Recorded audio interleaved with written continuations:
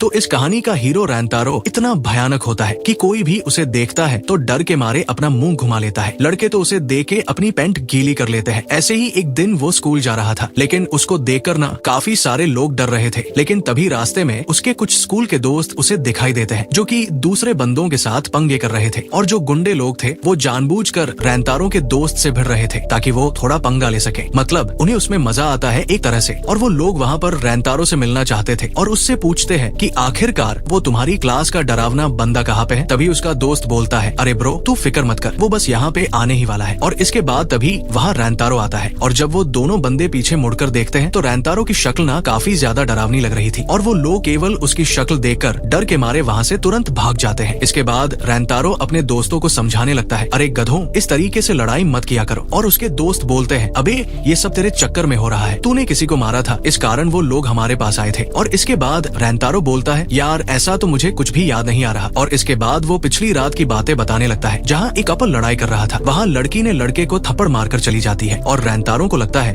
कि शायद लड़के को बुरा लगा होगा। वो उसको थोड़ा सिंपैथी देने के लिए जाता है, लेकिन लड़का उसकी शक्ल देखकर काफी ज्यादा डर जाता है। और उसका दोस्त बोलता है, हाँ भाई ये तो ऑब्वियस सी बात है, अगर तू रात के टाइम किसी के पास जाएगा तो वो बंदा तो ऑब्वियसली डरेगा ही, आखिर तू है ही इतना भयंकर। और एक चीज मैं आपको बता देता हूँ, लड़कों का कॉलेज अलग था और लड़कियों का कॉलेज अलग था, लेकिन दोनों अगल बगल में पड़ोस में ही थे। और मेन बात यह है कि लड़के और लड़कियां दोनों ही आपस में काफी ज्यादा नफरत करते हैं। मैंने ये बात अभी क्यों बताया आपको थोड़ी देर में पता लग जाएगा। मतलब अपने हीरो का ग्रुप स्कूल की तरफ जा रहा था और लड़कियों का ग्रुप उनके बगल से गुजरता है। तभी एक लड़की का रुमाल नीचे गिर जाता है और एक बंदा उसे उठाकर लड़की को देने लगता है, लेकिन वो लड़की बोलती है, अब इस पे तुम्हारा हाथ लग गया ना, इस कारण मैं इसको नहीं लेने वाली। और लिटरली काफी बुरे तरीके से इंसल्ट करते हुए चली जाती है। और रैंतारो के दोस्त भी आपस में बात करने लगते हैं कि ये लोग कभी भी नहीं सुधरने वाले, मतलब अभी भी इनमें काफी ज्यादा गुस्सा है। इसके बाद हमें थोड़ा स्कूल के बारे में बताया जाता है। जो लड़कियों का स्कूल था वो काफी ज्यादा रिच स्कूल था। आप कह सकते हो कि वहाँ पे काफी अच्छे घर की लड़कियां पढ़ा करती थी, लेकिन लड़कों का स्कूल सरकारी स्कूल टाइप था। मतलब उनका फ्यूचर सब्जी बेचने में ही गुजरने वाला है। इस कारण लड़कियां इतना ज्यादा नफरत करती थी लड़कों को। मतलब देखा जाए तो अपने लौंडे बुरे नहीं है, वो तो बस लड़कियों ने फालतू में गलत फहमी पाल रखी है। आप लोग समझ ही सकते हो, जैसे कि आप और हम काफी ज्यादा शरीफ है, लेकिन लड़कियों को लगता है कि हम काफी ज्यादा बेकार है। इसके बाद हमें थोड़ा सा ये भी पता लगता है कि जो लड़कियों का स्कूल है उसके पर्दे हमेशा लगे रहते हैं ताकि उन्हें किसी भी लड़के की शक्ल देखने को ना मिले। लिटरली देख रहे हो कितनी ज्यादा नफरत करते हैं लड़कियां। सच बताओ तो भाई ऐसा सीन मेरे स्कूल में भी था, लड़के और लड़कियों के बीच पर्दा लगा देते थे स्कूल वाले। स्कूल लाइफ की ऐसी की तैसी हो गई थी। इसके बाद लड़के कैरियोके जाने का प्लान करते हैं, लेकिन रैंतारो मना कर देता है। मतलब उसको घर पे थोड़ा जल्दी जाना था। और इसके बाद जब वो घर जाता है तो उसकी मम्मी काफी ज्यादा चिल्लाने लगती है, तुम इतना लेट कैसे हो गए। तब रैंतारो बोलता है, मम्मी स्कूल काफी ज्यादा दूर है और साथ ही आज बारिश भी हो रही थी, इस कारण थोड़ा लेट हो गया। और आपको पता है कि इस काम में मैं काफी ज्यादा बेकार हूँ और कोई भी मेरे वजह से रेस्टोरेंट में नहीं आता। और मम्मी बोलती है, कोई बात नहीं, यहाँ पे केवल एक ही कस्टमर है और अभी बारिश भी हो रही है तो इस कारण कोई ज्यादा लोग आएंगे भी नहीं। और उसकी मम्मी बोलती है, मुझे पता है कि तुम इसे हैंडल कर लोगे। और इसके बाद उसकी मम्मी वहाँ से चली जाती है। इसके बाद रैंतारो बेकरी वाला आउटफिट पहन लेता है और बताने लगता है, मेरी फैमिली एक तरह से बेकरी चलाती है और कभी कभी थोड़ा स्टाफ की कमी हो जाती है, इस कारण मुझे भी यहाँ काम करना पड़ता है। वैसे मैंने अपने दोस्तों को इसके बारे में नहीं बताया है कि हमारी बेकरी की दुकान है। इसके बाद रैंतारो सोचने लगता है कि मम्मी ने कहा था कि एक कस्टमर है और वो चारों तरफ देखता है और उसे एक लड़की बैठी हुई दिखती है और लिटरली उसके आगे काफी ज्यादा प्लेट्स रखे हुए थे। और वो सोच रहा था कि इतनी छोटी लड़की आखिरकार इतना सारा खाना कैसे खा सकती है। और इसके बाद लड़की भी ना रैंतारो की तरफ देख के बोलती है और दोनों का आई कांटेक्ट होता है। और अभी वो लड़की वहाँ पे काफी ज्यादा घबरा गई थी, जिससे उसका केक गले में अटक गया था। इसके बाद रैंतारो उसको पानी लाकर देता है और वो मन में सोचता है, मुझे ऐसा लगता है कि ये मिडिल स्कूल की लड़की है, आखिरकार ये इतना ज्यादा कैसे खा सकती है। वो लड़की तो वहाँ पे काफी ज्यादा घबरा गई थी और वो धन्यवाद बोलकर वहाँ से फटाक से भाग जाती है। और रैंतारो फिर सोचने लगता है, शायद मुझे लगता है कि वो मेरी शक्ल देखकर डर गई। इसके बाद उसकी मम्मी उस लड़की के बारे में बताने लगती है, उसका नाम वागुरी है और वो काफी टाइम से हमारे शॉप पे आती है। रैंतारो बोलता है, मम्मी मुझे नहीं लगता कि अब वो यहाँ दोबारा आएगी, वो मुझे देख के डर गई थी। उसकी मम्मी बोलती है, तुम सभी को एक जैसे मत समझो, मतलब वो किसी को भी उसकी शक्ल से जज नहीं करती और हर वक्त तुम अपने आप को जिम्मेदार मत माना करो सभी चीजों को लेकर। और अगर वो हमारे शॉप में नहीं आती तो मैं उसे जबरदस्ती हमारे शॉप में लाऊंगी। इसके बाद रैंतारो को क्लास में दिखाया जाता है और वो अभी भी उन सब चीजों के बारे में सोच रहा था। और वो लिटरली सोच रहा था, मैं मिडिल स्कूल जाऊंगा और अगर मुझे वहाँ वो लड़की दिखाई देगी तो उससे मैं माफी मांग लूंगा। और इसके बाद तभी रैंतारो के दोस्त उसके पास आते हैं और बोलते हैं, चल भाई आज साथ में खाना खाना खाते हैं। रैंतारो बोलता है आज मेरा मन नहीं कर रहा, तुम लोग खा लो, और वो वहाँ से चला जाता है। तभी एक बंदा बोलने लगता है तुम लोगों को पता है कि रैंतारो जानबूझकर लोगों के बीच में दूरियां बनाने की कोशिश करता है। मतलब वो सोचता है कि वो बिल्कुल भी अच्छा नहीं है, इस कारण वो लोगों से दूर रहने की कोशिश करता है। और इसके बाद रैंतारो सोचता है कि मुझे उस लड़की के पास जाना चाहिए, लेकिन वो उस प्लान को कैंसिल कर देता है। वो सोचता है अगर वो मुझे देखकर फिर से डर गई तो क्या होगा। और इसके बाद रैंतारो को अपने घर पर दिखाया जाता है। तभी उसकी मम्मी कमरे में आती है और बताती है कि वागुरी तुमसे मिलना चाहती है। और इसके बाद फाइनली रैंतारो वागुरी से मिलता है और वो उससे माफी मांगने वाला था, लेकिन तभी वागुरी बोलती है पहले हम कुछ खा लेते हैं। और इसके बाद दोनों टेबल पर आमने सामने बैठते हैं। और लिटरली रैंतारो वहाँ पे सोच रहा था ये लड़की मुझे ट्री देना चाहती है, वो भी मेरे शॉप के अंदर। और इसके बाद वागुरी बोलती है मुझे माफ करना, मैं कल भाग गई थी बिना तुम्हें कुछ बोले, और वो इसलिए रैंतारो को केक खिलाना चाहती थी। तब रैंतारो बोलता है तुम एक बार खा लो, मतलब मैं तो खाता रहता हूँ। और दोनों वहाँ पे थोड़ा नौटंकी करते हैं। इसके बाद वागुरी केक खाने लगती है और बताती है मुझे काफी ज्यादा अजीब सा लग रहा है, लेकिन सच बताओ तो यहाँ का केक मुझे काफी ज्यादा अच्छा लगता है। और रैंतारो भी उसको खाते हुए देखकर काफी ज्यादा अंदर से खुश हो रहा था। फिर वागुरी बताने लगती है कल तो तुम काफी ज्यादा हैरान हो गए होगे मेरे आगे इतना सारा केक देखकर। तब रैंतारो मना करता है, लेकिन मन में वो यस करता है एक तरह से। वागुरी बताती है कल बारिश भी हो रही थी तो मैंने सोचा कि एक दो केक और खा लिया जाए, इस कारण मैं वहीं पे बैठी रह गई थी। और इसके बाद दोनों आपस में नाम पूछते हैं। वागुरी रैंतारो को देखकर काफी अच्छे तरीके से बात कर रही थी और रैंतारो सोचता है मैंने पहला इंसान देखा जो मुझसे खुद मिलना चाहता है और मुझसे बिल्कुल भी डर नहीं रहा, मतलब मम्मी के बाद ये पहली इंसान है। फिर वागुरी बोलती है सच बताओ तो मैं तुम्हारी शक्ल देखकर वहाँ से भागी नहीं थी, और ऐसा नहीं है कि मैं तुम्हारे शॉप पे पहली बार आई थी या फिर तुम मेरी मदद पहली बार कर रहे थे, तुमने कभी मुझे नोटिस नहीं किया होगा। और रैंतारो भी शायद मन में सोचता है हाँ ये हो सकता है कि मैंने कभी नोटिस ना किया हो। और इसके बाद तभी रैंतारो चिल्लाते हुए बोलता है अच्छा तो फिर कल तुम भागी किस लिए थी। और उसकी मम्मी और शॉप पर एक औरत भी थी और वो बोलने लगती है थोड़ा धीरे बोलो बच्चों, इतना तेज थोड़ी ना बोला जाता है। तब वागुरी उसे बताती है मुझे पहली बार कोई लड़का इतनी देर तक घूर रहा था, इस कारण मुझे काफी ज्यादा शर्म महसूस हुई और मैं फटाक से भाग गई। और ये सुनकर रैंतारो काफी ज्यादा घबरा जाता है, मतलब जब भी कोई बंदा उसको देखता है तो डर के भाग जाता है, लेकिन उसने पहली लड़की देखी है जो शर्मा कर भाग गई थी। और इसके बाद दोनों का आई कांटेक्ट होता है और दोनों वहाँ पे काफी ज्यादा ब्लश करने लगते हैं। इसके बाद रैंतारो बोलता है अभी रात ज्यादा हो गई तो मैं तुम्हें स्टेशन तक छोड़ देता हूँ। तब वागुरी बताती है मुझे एक केक का ऑर्डर करना है और वो केक का ऑर्डर करने जाती है। कुछ टाइम बाद रैंतारो बोलता है तुम सच में अकेले चली जाओगी ना, क्योंकि अभी काफी रात हो गई है और स्टेशन भी काफी दूर है। और वागुरी बोलती है तुम फिक्र मत करो, तुम ये भी बिल्कुल मत सोचना कि मैं तुमसे डर के भाग गई थी, मैं सच बताऊं मैं तुमसे बिल्कुल भी नहीं डरी और तुम्हारा बहुत बहुत शुक्रिया मुझसे इतने अच्छे तरीके से बात करने के लिए। और इसके बाद वो वहाँ से चली जाती है और रैंतारो अपने कमरे में आता है और वो काफी ज्यादा शर्मा रहा था, मतलब लिटरली पहली बार उससे एक लड़की ने इतने अच्छे तरीके से बात करी थी। इसके बाद रैंतारो सोच रहा होता है मतलब बचपन से ही मुझे सभी लोग रिजेक्ट करते आए हैं, लेकिन वो वागुरी की उसी बात को याद कर रहा था जब उसने कहा था मेरा हार्ट बीट काफी ज्यादा तेज हो गया था जब तुम मेरी तरफ देख रहे थे। और ये सारी बातें सोचकर वो काफी ज्यादा ब्लश कर रहा था। इसके बाद तभी उसकी मम्मी कमरे में आती है और बताती है वागुरी ने कहा कि वो यहाँ कुछ भूल गई थी, वो अभी ज्यादा दूर नहीं गई होगी तो तुम जल्दी से जाकर उसको देकर आ। और इसके बाद हमें दो बंदे दिखाई जाते हैं और वो दोनों वागुरी को छेड़ रहे थे, बोल रहे थे तुम काफी ज्यादा क्यूट हो, हाइट तुम्हारी कम है लेकिन काफी ज्यादा क्यूट हो, तो चलो थोड़ी मस्ती करने चलते हैं। फिर हमें रैंतारो दिखाया जाता है जो काफी स्पीड में वागुरी को ढूंढ रहा था, मतलब वो चारों तरफ देखता है लेकिन उसको कहीं पे भी नजर नहीं आती। इसके बाद तभी रैंतारो की नजर उन दोनों के ऊपर जाती है और ये दोनों बंदे वही थे जो सुबह उसके दोस्तों को परेशान कर रहे थे। और वो दोनों बात करने लगते हैं तुम रैंतारो के साथ आखिरकार क्या कर रही थी, मतलब इतना ज्यादा बदसूरत इंसान है और तुम उसकी गर्लफ्रेंड तो बिल्कुल भी नहीं हो सकती। और इसके बाद लिटरली वो दोनों रैंतारो की काफी ज्यादा बुराई करते हैं और बोलते हैं तुम्हें उससे थोड़ा दूर रहना चाहिए, नहीं तो तुम्हें भी काफी ज्यादा परेशानी हो सकती है। और रैंतारो को मदद करने जाना था लेकिन वो काफी ज्यादा डर गया था कि कहीं वागुरी भी उसे उसी टाइप का लड़का ना समझे, क्योंकि एक तरह से उसका स्कूल भी काफी बेकार है और वो भी काफी बेकार दिखता है। और अभी वागुरी बोलती है क्या तुम सच बोल रहे हो, और ये सुनकर रैंतारो और भी ज्यादा डर जाता है। इसके बाद वागुरी बोलने लगती है बस तुमने कुछ बातें सुन ली और उस कारण तुम उसको जज करते हो, अगर तुम उससे बात करोगे तब तुम्हें पता लगेगा कि वो कितना अच्छा लड़का है। वागुरी उन्हें बोलती है तुम दोनों बेकार हो जो दूसरों के बारे में गलत अफवाह फैलाते हो। और लिटरली वहाँ पे एक बंदा काफी ज्यादा गुस्सा हो गया था और वो वागुरी को पंच मारने जा रहा था, लेकिन तभी वहाँ रैंतारो सही टाइम पर आ जाता है और वो पंच उसको लग जाता है और रैंतारो के सिर में थोड़ा सा चोट भी लग गया था। और रैंतारो बोलता है आखिरकार तुम इसके साथ क्या करना चाहते थे। उसे देख के वो दोनों वहाँ पे काफी ज्यादा डर गए थे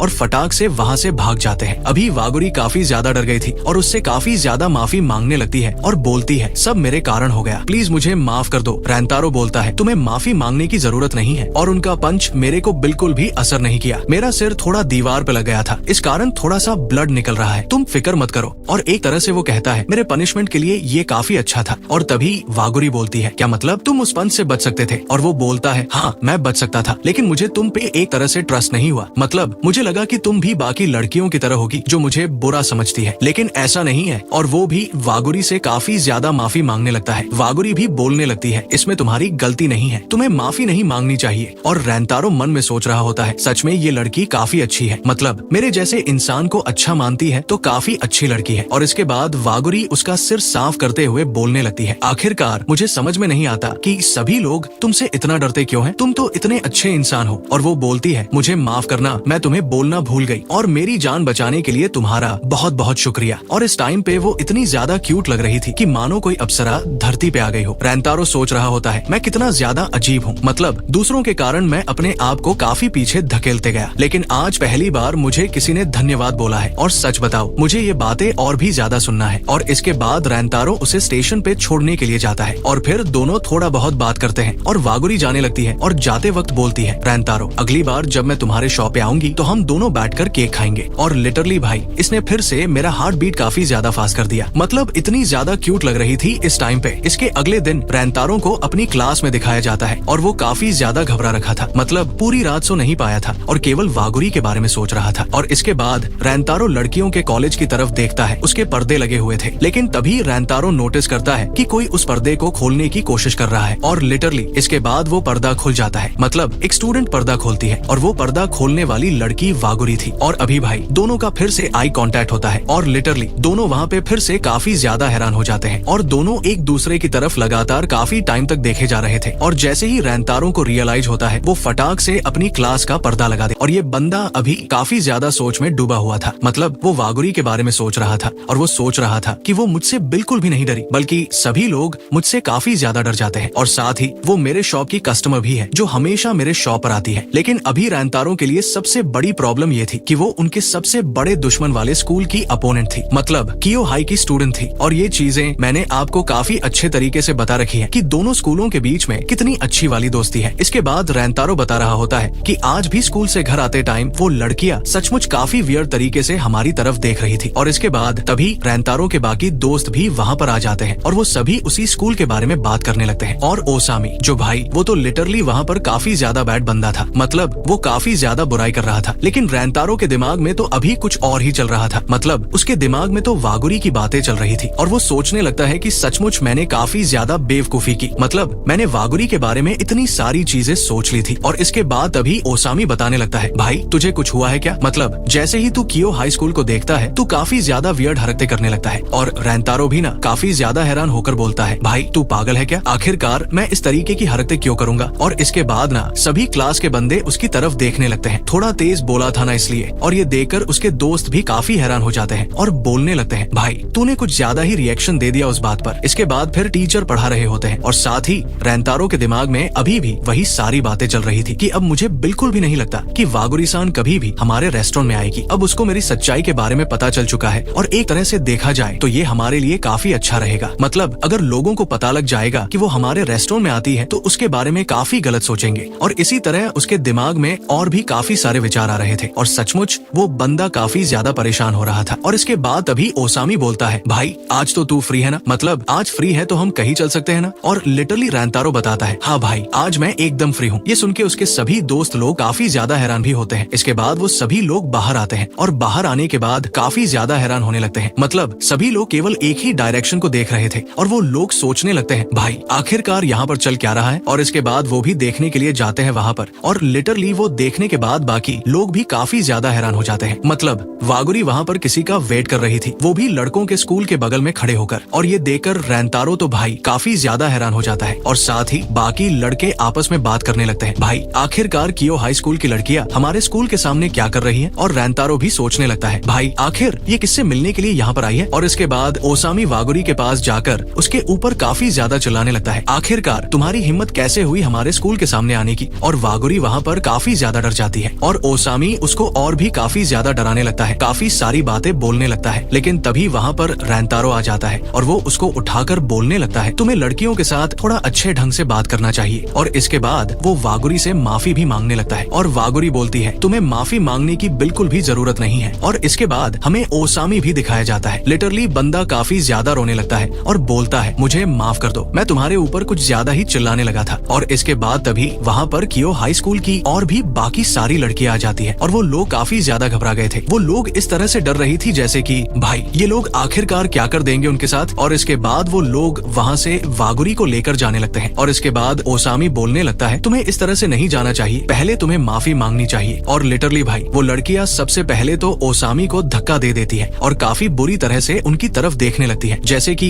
भाई वो लोग कोई साउथ की फिल्म के गुंडे हो। और लड़कियां वागुरी को लेकर वहाँ से जाने लगती है और वागुरी अभी भी वहाँ पर रेंतारो की तरफ देख रही थी। और इसके बाद लड़कों का ग्रुप भी वहाँ से जाने लगता है। इस टाइम पे ओसामी तो काफी ज्यादा गुस्सा हो रखा था और रेंतारो सोचने लगता है भाई आखिरकार क्या हो रहा था वहाँ पर, और क्या वो कहीं मुझसे मिलने के लिए तो नहीं आई थी। और वो सोचता है आखिरकार वो मुझसे क्यों मिलने के लिए आएगी, मतलब मैं कुछ ज्यादा ही गलत सोच रहा हूँ। और इसके बाद तभी ओसामी रेंतारो की तरफ देखता है और काफी ज्यादा हैरान होकर बोलने लगता है भाई तेरा फेस काफी ज्यादा वियर्ड सा लग रहा है। और साथ ही बाकी लोग भी वहाँ पर बात करने लगते हैं और रेंतारो बोलता है तुझे बकवास करने की जरूरत नहीं है। और इसके बाद रेंतारो भी सोचने लगता है भाई आखिरकार मुझे क्या हो रहा है, मतलब मैं कहीं खुश तो नहीं हो रहा हूँ ना। अरे नहीं यार, आखिर मैं खुश क्यों होऊंगा। और सच बताओ तो मुझे अभी इन सभी चीजों के बारे में बिल्कुल भी नहीं सोचना चाहिए और मुझे अपनी नॉर्मल लाइफ को स्पेंड करना चाहिए। सच बताओ तो भाई ये एनीम एकदम साउथ की मूवी वाला फील दे रही है। आपको क्या लगता है कमेंट में बताना। फिर इसके बाद वो लोग कैरियोके जाते हैं एंजॉय करने के लिए और ओसामी वहाँ पर गाना गा रहा था और भाई वो एक तरह से काफी बढ़िया गा रहा था। और इसके बाद साकू बताने लगता है रेंतारो तुमने अपना गाना चूज किया क्या। और रेंतारो बताता है हाँ भाई 5 मिनट और दे दे बस। और जो ओसामी होता है ना उसको 90 स्कोर मिलते हैं गाना गाने का। और वो बताता है सच बताओ तो मैं इससे भी बढ़िया स्कोर कर सकता था। साकू वहाँ पर रेंतारो को काफी गौर से नोटिस करता है और इसके बाद बोलने लगता है भाई तुझे कोई प्रॉब्लम है क्या, मतलब अभी या फिर पहले या फिर कभी भी कोई प्रॉब्लम हुई है ना तो तू हमारे साथ शेयर कर सकता है। मतलब साकू को पता लग गया था कि रेंतारो हमसे कुछ ना कुछ छिपा रहा है, मतलब उसके सर पर चोट लगी हुई है। अभी वो काफी ज्यादा वियर्ड सा फेस बना रहा था और साथ ही अभी वो खोया खोया सा भी रहने लगा है। और रेंतारो भी अभी काफी सारी चीजें अपने मन में सोचने लगता है, मतलब वागुरी के साथ उसने बातें की और साथ ही उसके साथ बात करके उसको काफी ज्यादा अच्छा लगा। ये सारी बातें अगर वो अपने दोस्तों को बता देगा तो अभी काफी ज्यादा वियर्ड सा माहौल बन जाएगा और फिर पता नहीं ये लोग क्या सोचेंगे उसके बारे में। इस कारण रेंतारो अपने दोस्तों को कुछ भी नहीं बताता। रेंतारो बोलता है मैंने बोला ना तुम लोगों को फिक्र करने की जरूरत नहीं है, मैं एकदम ठीक हूँ। और इसके बाद सभी लोग फिर से वहाँ पर एंजॉय स्टार्ट कर देते हैं। और इसके बाद फिर सभी लोग पूछते हैं भाई तूने डिसाइड किया कि कौन सा गाना गाएगा। वो बोलता है मैंने अभी भी डिसाइड नहीं किया। तभी ओसामी बताने लगता है भाई मैं तेरा गाना पिक करूंगा। रेंतारो कहता है भाई तू पागल है क्या। और इसके बाद रेंतारो माफी मांगता है, मतलब साकू से माफी मांगता है इतना वियर्ड फेस बनाने के लिए। साकू बोलता है भाई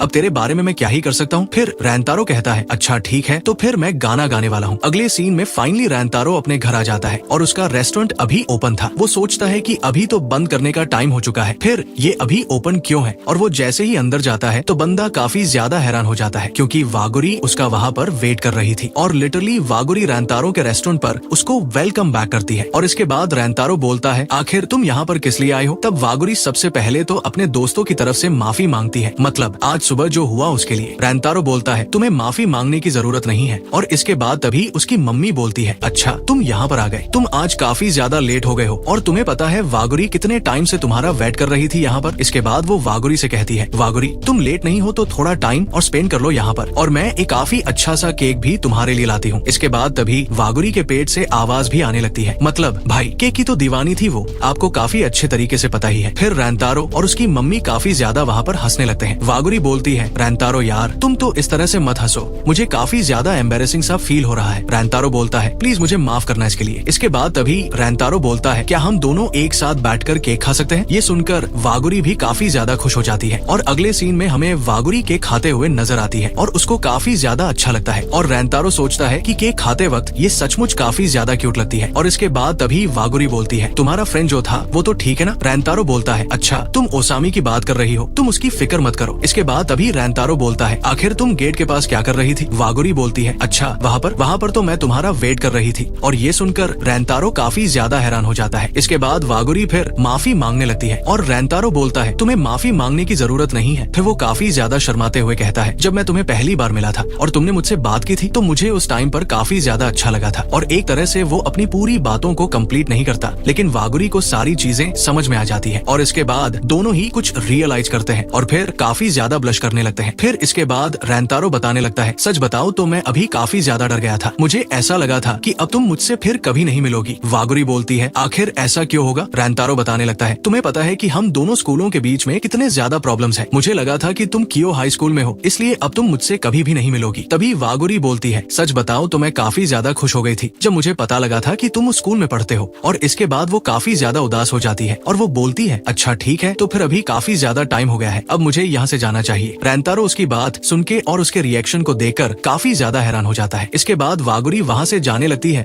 और बताती है, सच बताओ तो मुझे तुम्हारे बारे में जान के काफी ज्यादा अच्छा लगता है और केक के लिए बहुत बहुत शुक्रिया। और लिटरली जाते वक्त वो काफी ज्यादा उदास लग रही थी और रेंतारो उसकी बातों पर ध्यान नहीं दे रहा था, बल्कि उसके फेस पर ध्यान दे रहा था। रेंतारो को तो अभी समझ में नहीं आता कि आखिरकार यहाँ पर हो क्या गया। तभी उसकी मम्मी वहाँ पर आती है और वो बोलती है, आखिर वागुरी कहाँ पर गई? और लिटरली रेंतारो की मम्मी उसका फेस देख के काफी ज्यादा डर गई थी, क्योंकि अभी रेंतारो एकदम ज़ॉम्बी की तरह लग रहा था। और इसके बाद सारी चीजें रेंतारो अपनी मम्मी को बता देता है। रेंतारो तो काफी ज्यादा घबरा गया था। तभी अचानक से उसकी मम्मी उसके सर पर एक थप्पड़ मारती है और अभी मम्मी भी काफी ज्यादा गुस्सा हो गई थी और वो बताने लगती है, मुझे ये बताओ कि जब तुम वागुरी को देखते हो तो तुम्हें कैसा फील होता है? एक तरह से रेंतारो सोचने लगता है, सच बताओ तो जब वो मेरे साथ टाइम स्पेंड करती है तो मुझे काफी ज्यादा अच्छा लगता है, लेकिन मैं नहीं चाहता कि मेरे कारण उसको कोई भी प्रॉब्लम हो, क्योंकि हमारे स्कूल का इमेज काफी ज्यादा खराब है और मेरे कारण वो भी प्रॉब्लम में आ सकती है। मतलब उसके दिमाग में और भी काफी सारी चीजें चल रही थी और तभी उसको कुछ रियलाइजेशन होता है और वो सबसे पहले तो अपने फेस पर एक जोरदार पंच मारता है और लिटरली उसका पंच काफी ज्यादा पावरफुल था, मतलब नाक से खून निकलने लगता है। और ये देखकर उसकी मम्मी भी काफी ज्यादा हैरान हो जाती है और बोलती है, तुम पागल हो क्या? आखिर तुम किस तरह की हरकतें करने लगते हो? वो बोलती है, तुम्हें ऐसा नहीं करना चाहिए था। रेंतारो बोलता है, मम्मी आपने सही कहा, मतलब मुझे अभी सब समझ में आ चुका है। और वो अपनी मम्मी को काफी ज्यादा धन्यवाद भी करता है। फिर अगले दिन हमें रेंतारो दिखाया जाता है जो वागुरी का वेट कर रहा था। तभी वहाँ पर वागुरी आती है, वो भी रेंतारो को देखकर काफी ज्यादा हैरान होती है। इसके बाद वागुरी बताती है, आखिर तुम्हारे फेस को क्या हो गया? रेंतारो उसका कोई भी रिप्लाई नहीं करता और बोलता है, प्लीज मुझे माफ कर दो, मैंने तुम्हें काफी ज्यादा हर्ट कर दिया है। वागुरी कहती है, तुम्हें माफी मांगने की जरूरत नहीं है, माफी तो मुझे मांगनी चाहिए। और इसके बाद वो नीचे बैठ जाती है। उसको अभी काफी ज्यादा बुरा लग रहा था। वो बताती है, मैं वहाँ से तुम्हें बिना कुछ बोले ही चली गई थी और मुझे पता है कि उसके बाद तुमने काफी ज्यादा थिंकिंग बना ली होगी और तुमने काफी ज्यादा सोचा होगा उसके बारे में। मतलब फनी बात बताओ, यहाँ पर वागुरी को लग रहा था कि उसने रेंतारो को जाते वक्त कुछ नहीं बोला, इस कारण रेंतारो को काफी ज्यादा बुरा लगा होगा। और इधर रेंतारो के दिमाग में कुछ अलग ही बातें चल रही थी। मतलब यार कितना प्यारा सा मोमेंट था, देखा जाए तो दोनों की जोड़ी काफी क्यूट है। अभी रेंतारो के दिमाग में यही सारी बातें चल रही थी कि आखिर उनके दोस्तों को पता चल जाएगा कि हम दोनों आपस में बात करते हैं तो उसके बाद क्या होगा। मतलब कुल मिलाकर घुमा फिराकर स्कूल प्रॉब्लम में आ जाता है। रेंतारो काफी सारी चीजें फिर सोचता है और बताने लगता है, सच बताओ तो मैं जब तुम्हें पहली बार देखा था तो उसके बाद मुझे काफी ज्यादा अच्छा लगा। जब तुम मुझसे बात की थी उसके बाद मुझे और भी काफी ज्यादा अच्छा लगा। और ये सुनने के बाद वागुरी भी वहाँ पर काफी ज्यादा खुश हो जाती है। इसके बाद तभी वागुरी फिर अपना नाम बताने लगती है और रेंतारो बोलता है, हाँ मुझे तुम्हारा नाम पता है। वागुरी बोलती है, तुम्हारा नाम रेंतारो है और सच बताओ तो हमें अपने दोस्तों से कोई ज्यादा फर्क नहीं पड़ना चाहिए और मैं तुम्हारे बारे में काफी कुछ जानना चाहती हूँ। और ये सारी बातें सुनने के बाद रेंतारो भी वहाँ पर काफी ज्यादा हैरान हो जाता है। फिर इसके बाद रेंतारो क्लास के अंदर जा रहा था और उसके दिमाग में वागुरी की सारी बातें चल रही थी। रेंतारो सोच रहा था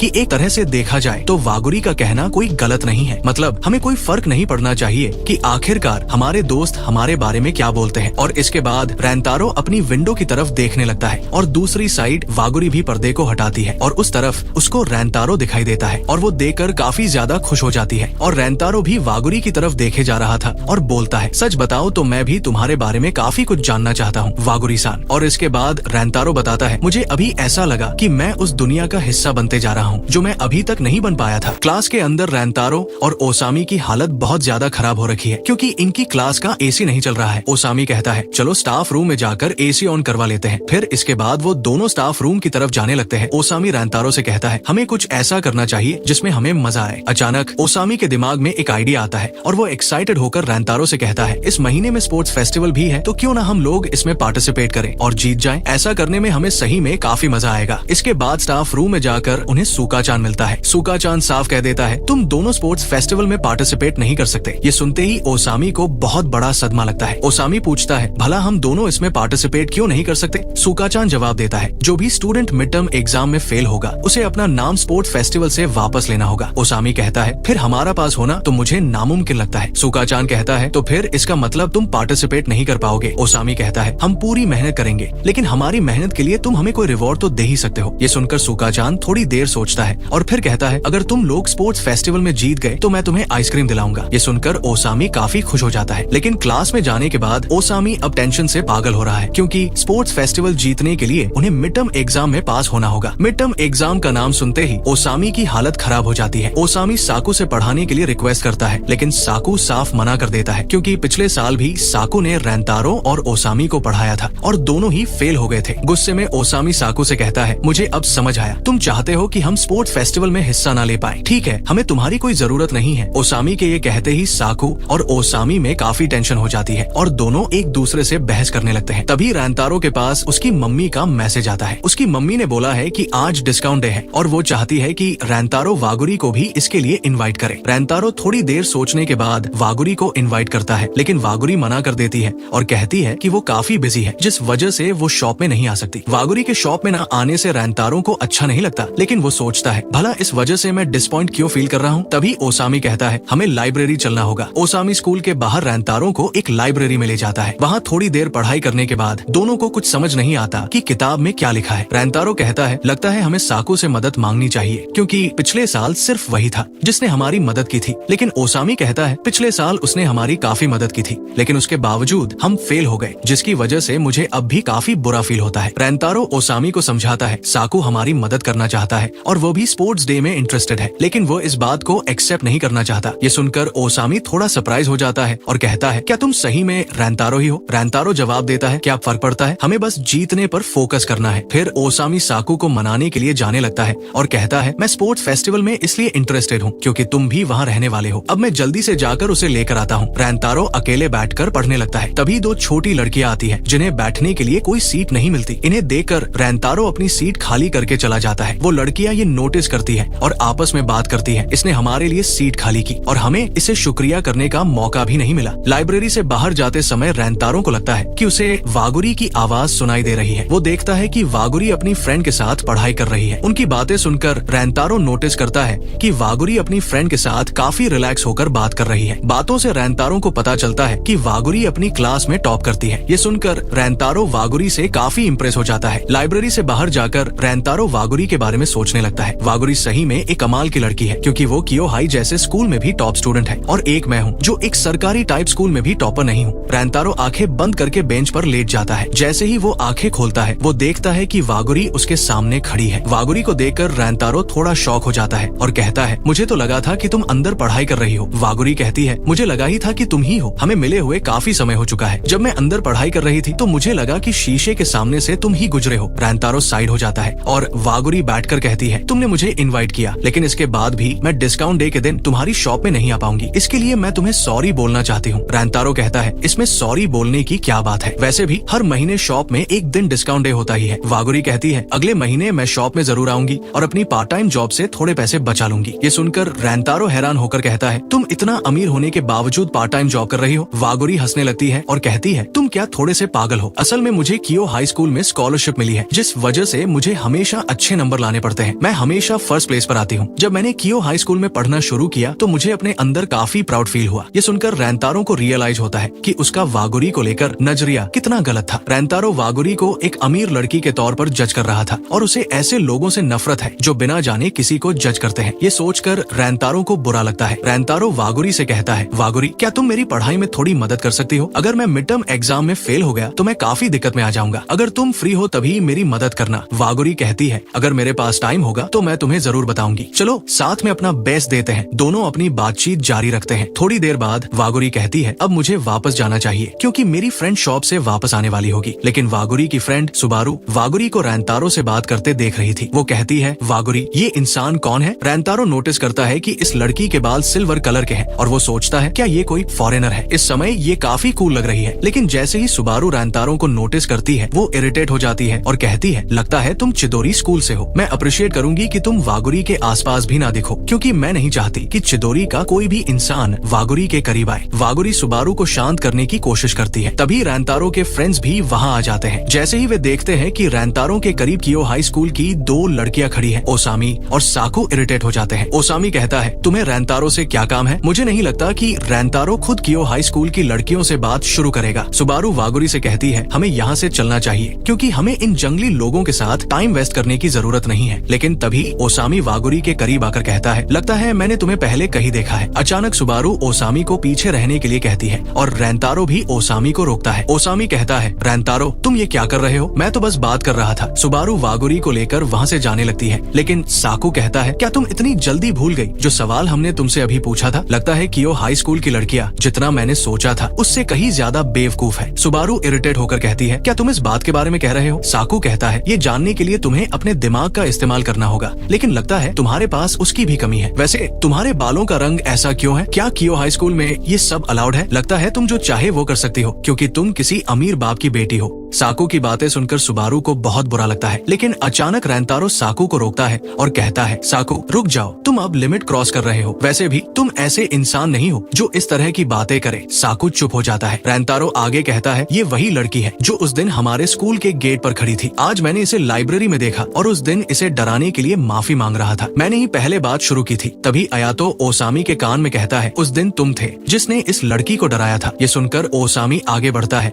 और वागुरी से उस दिन के लिए माफी मांगता है। वागुरी भी इन सब से माफी मांगती है क्योंकि उसे लगता है कि ये सब उसकी वजह से शुरू हुआ। वो सुबारू को भी माफी मांगने के लिए कहती है, लेकिन सुबारू वहाँ से जाने लगती है। वागुरी भी सुबारू के साथ चली जाती है। लाइब्रेरी में जाने के बाद भी सुबारू चिदोरी स्कूल के लड़कों के बारे में उल्टा सीधा कहने लगती है, लेकिन जैसे ही उसे याद आता है कि रैंतारो ने साकू को रोका था, वो रुक जाती है और वागुरी से पूछती है, वागुरी तुम्हें उस ब्लॉन्ड बाल वाले लड़के के बारे में क्या लगता है? वागुरी कहती है, वो बहुत अच्छा इंसान है। ये सुनकर सुबारू को पता नहीं क्यों अच्छा नहीं लगता। घर पहुँचने के बाद भी रैंतारो पढ़ाई कर रहा होता है, लेकिन साकू ने जो चीजें पढ़ाई थी वो उसे समझ नहीं आ रही थी। तभी वागुरी का कॉल आता है। दोनों दिन में हुए कांड को लेकर बात करते हैं और सब कुछ सॉर्ट कर लेते हैं। वागुरी कहती है, रैंतारो आज तुमने जो किया वो काफी कूल था, मुझे प्रोटेक्ट करने के लिए शुक्रिया। ये सुनकर रैंतारो शर्मा जाता है क्योंकि आज से पहले किसी ने उसे कूल नहीं कहा था। लेकिन वागुरी कहती है, मुझे माफ करना क्योंकि आजकल मैं तुमसे कुछ ज्यादा कैजुअली बात कर रही हूँ। मैं आगे से इस बात का ख्याल रखूंगी। रैंतारो पूछता है, वागुरी तुम मुझसे इतने फॉर्मल तरीके से क्यों बात करती हो? वागुरी शर्मा जाती है और कहती है, क्योंकि मैं तुम्हारी शॉप की बस एक कस्टमर हूँ। अगर मैं तुमसे ज्यादा कैजुअली बात करूंगी तो वो थोड़ा अजीब लगेगा। ये सुनकर रैंतारो को अच्छा नहीं लगता क्योंकि उसे लगता है कि वागुरी ने उसे खुद से दूर कर दिया है। वागुरी रैंतारो को सैटरडे को साथ में स्टडी करने के लिए कहती है और रैंतारो इसके लिए हामी भर देता है। लेकिन अचानक रैंतारो कहता है, अगर तुम्हें कोई दिक्कत ना हो तो तुम आगे से मुझसे ऐसे बात कर सकती हो जैसे मैं तुम्हारा फ्रेंड हूँ। वागुरी कहती है, ठीक है, मैं ये बात याद रखूंगी। बातचीत खत्म होने के बाद रैंतारो सोच रहा था कि उसने ये सब क्या बोल दिया। वो बहुत एम्बेरेस फील कर रहा था। दूसरी तरफ वागुरी भी नर्वस फील कर रही थी। आज सैटरडे है और आज फाइनली वो दिन है जब रैंतारो वागुरी के साथ पढ़ाई करने वाला होता है। हमें रैंतारो को दिखाया जाता है जो वागुरी से मिलने के लिए ट्रेन से जा रहा होता है, लेकिन इस समय ये बंदा काफी ज्यादा नर्वस फील कर रहा होता है। तभी हम देखते हैं कि वो बाहर देखते हुए सोच रहा होता है, ये नजारा कितना ज्यादा अच्छा है और पता नहीं मैं इसे कितनी बार देख चुका हूँ, लेकिन फिर भी पता नहीं क्यों आज मुझे पूरी दुनिया कुछ अलग ही फील हो रही है। तभी स्टेशन से बाहर आते ही रैंतारो वागुरी को देखता है और कहता है, सॉरी मैं थोड़ा लेट हो गया, तुम्हें परेशानी तो नहीं हुई? वागुरी कहती है, नहीं ऐसा कुछ भी नहीं है, मैं यहाँ थोड़ी जल्दी आ गई थी। तभी अपना बंदा वागुरी को देखकर सोचता है, क्या वो हमेशा इतनी ही क्यूट दिखती है? फिर वो दोनों सबसे पहले एक कैफे में पहुंचकर खाना खाते हैं। खाना खाने के साथ ही वागुरी बहुत खुश नजर आ रही होती है। फिर वो कहती है, मैं हमेशा से इस कैफे में आना चाहती थी क्योंकि ये पढ़ाई के लिए काफी अच्छी जगह है, लेकिन तुम्हें पता है यहाँ खाना भी काफी अच्छा मिलता है। ये बात सुनने के बाद रैंतारो सोचता है, आखिर ये मैं कैसे भूल गया कि वागुरी को खाना बहुत ज्यादा पसंद है और वो सबसे ज्यादा खुश तभी लगती है जब वो खाना खा रही होती है। खाना खाने के बाद अब वागुरी कहती है, अब हमें पढ़ाई करनी चाहिए। यहाँ पर रैंतारो भी पढ़ाई करने को लेकर काफी एक्साइटेड दिख रहा होता है, लेकिन जब वागुरी रैंतारो को कुछ समझा रही होती है तभी ये दोनों काफी करीब आ जाते हैं। जैसे ही दोनों ये चीज नोटिस करते हैं तो दोनों एकदम से दूर हट जाते हैं। दोनों काफी ज्यादा ब्लश करने लगते हैं। फिर वागुरी कहती है, मुझे माफ कर देना, मैं तुम्हारे काफी करीब आ गई थी, मतलब मैंने जानबूझकर ऐसा नहीं किया। रैंतारो कहता है, अरे नहीं कोई बात नहीं है। फिर वागुरी रैंतारो को पढ़ाना शुरू करती है, लेकिन भाई अपना बंदा तो यहाँ पर फोकस ही नहीं कर पा रहा था। उसका दिल बहुत जोर जोर से धड़क रहा था। काफी देर पढ़ाई करने के बाद वागुरी पूछती है, रैंतारो तुमने कहा था कि तुम इस बार किसी भी हालत में फेल नहीं होना चाहते, तो क्या मैं जान सकती हूँ कि तुमने ये बात क्यों कही थी? रैंतारो कहता है, हाँ बिल्कुल। फिर वो बताता है, मिड टर्म एग्जाम के बाद स्पोर्ट्स फेस्टिवल होने वाला है, लेकिन अगर मैं मिड टर्म्स एग्जाम में फेल हो गया तो मैं स्पोर्ट्स फेस्टिवल में पार्टिसिपेट नहीं कर पाऊंगा और मुझे हर हाल में अपने दोस्तों के साथ इसमें पार्टिसिपेट करना है। मुझे माफ करना क्योंकि मैं समझ सकता हूँ कि ये थोड़ा अजीब सा रीजन है। ये सुनकर वागुरी कहती है ऐसा कुछ भी नहीं है, बल्कि मुझे तो लग रहा है कि ये काफी कमाल की चीज है। सुनने में ऐसा लग रहा है कि स्पोर्ट्स फेस्टिवल में काफी फन होने वाला है। ये सुनकर रैंतारो सोचता है वो सही में दिल की काफी अच्छी है, मतलब वो कभी भी किसी को जज नहीं करती, उल्टा उसको अप्रिशिएट करती है। फिर वागुरी कहती है रैंतारो, तुम्हारी बातों को सुनकर ऐसा लगता है कि तुम अपने दोस्तों से बहुत प्यार करते हो। ये सुनने के बाद तो रैंतारो को शौक के मारे खांसी आ जाती है। वागुरी पूछती है तुम ठीक तो हो ना? रैंतारो कहता है हाँ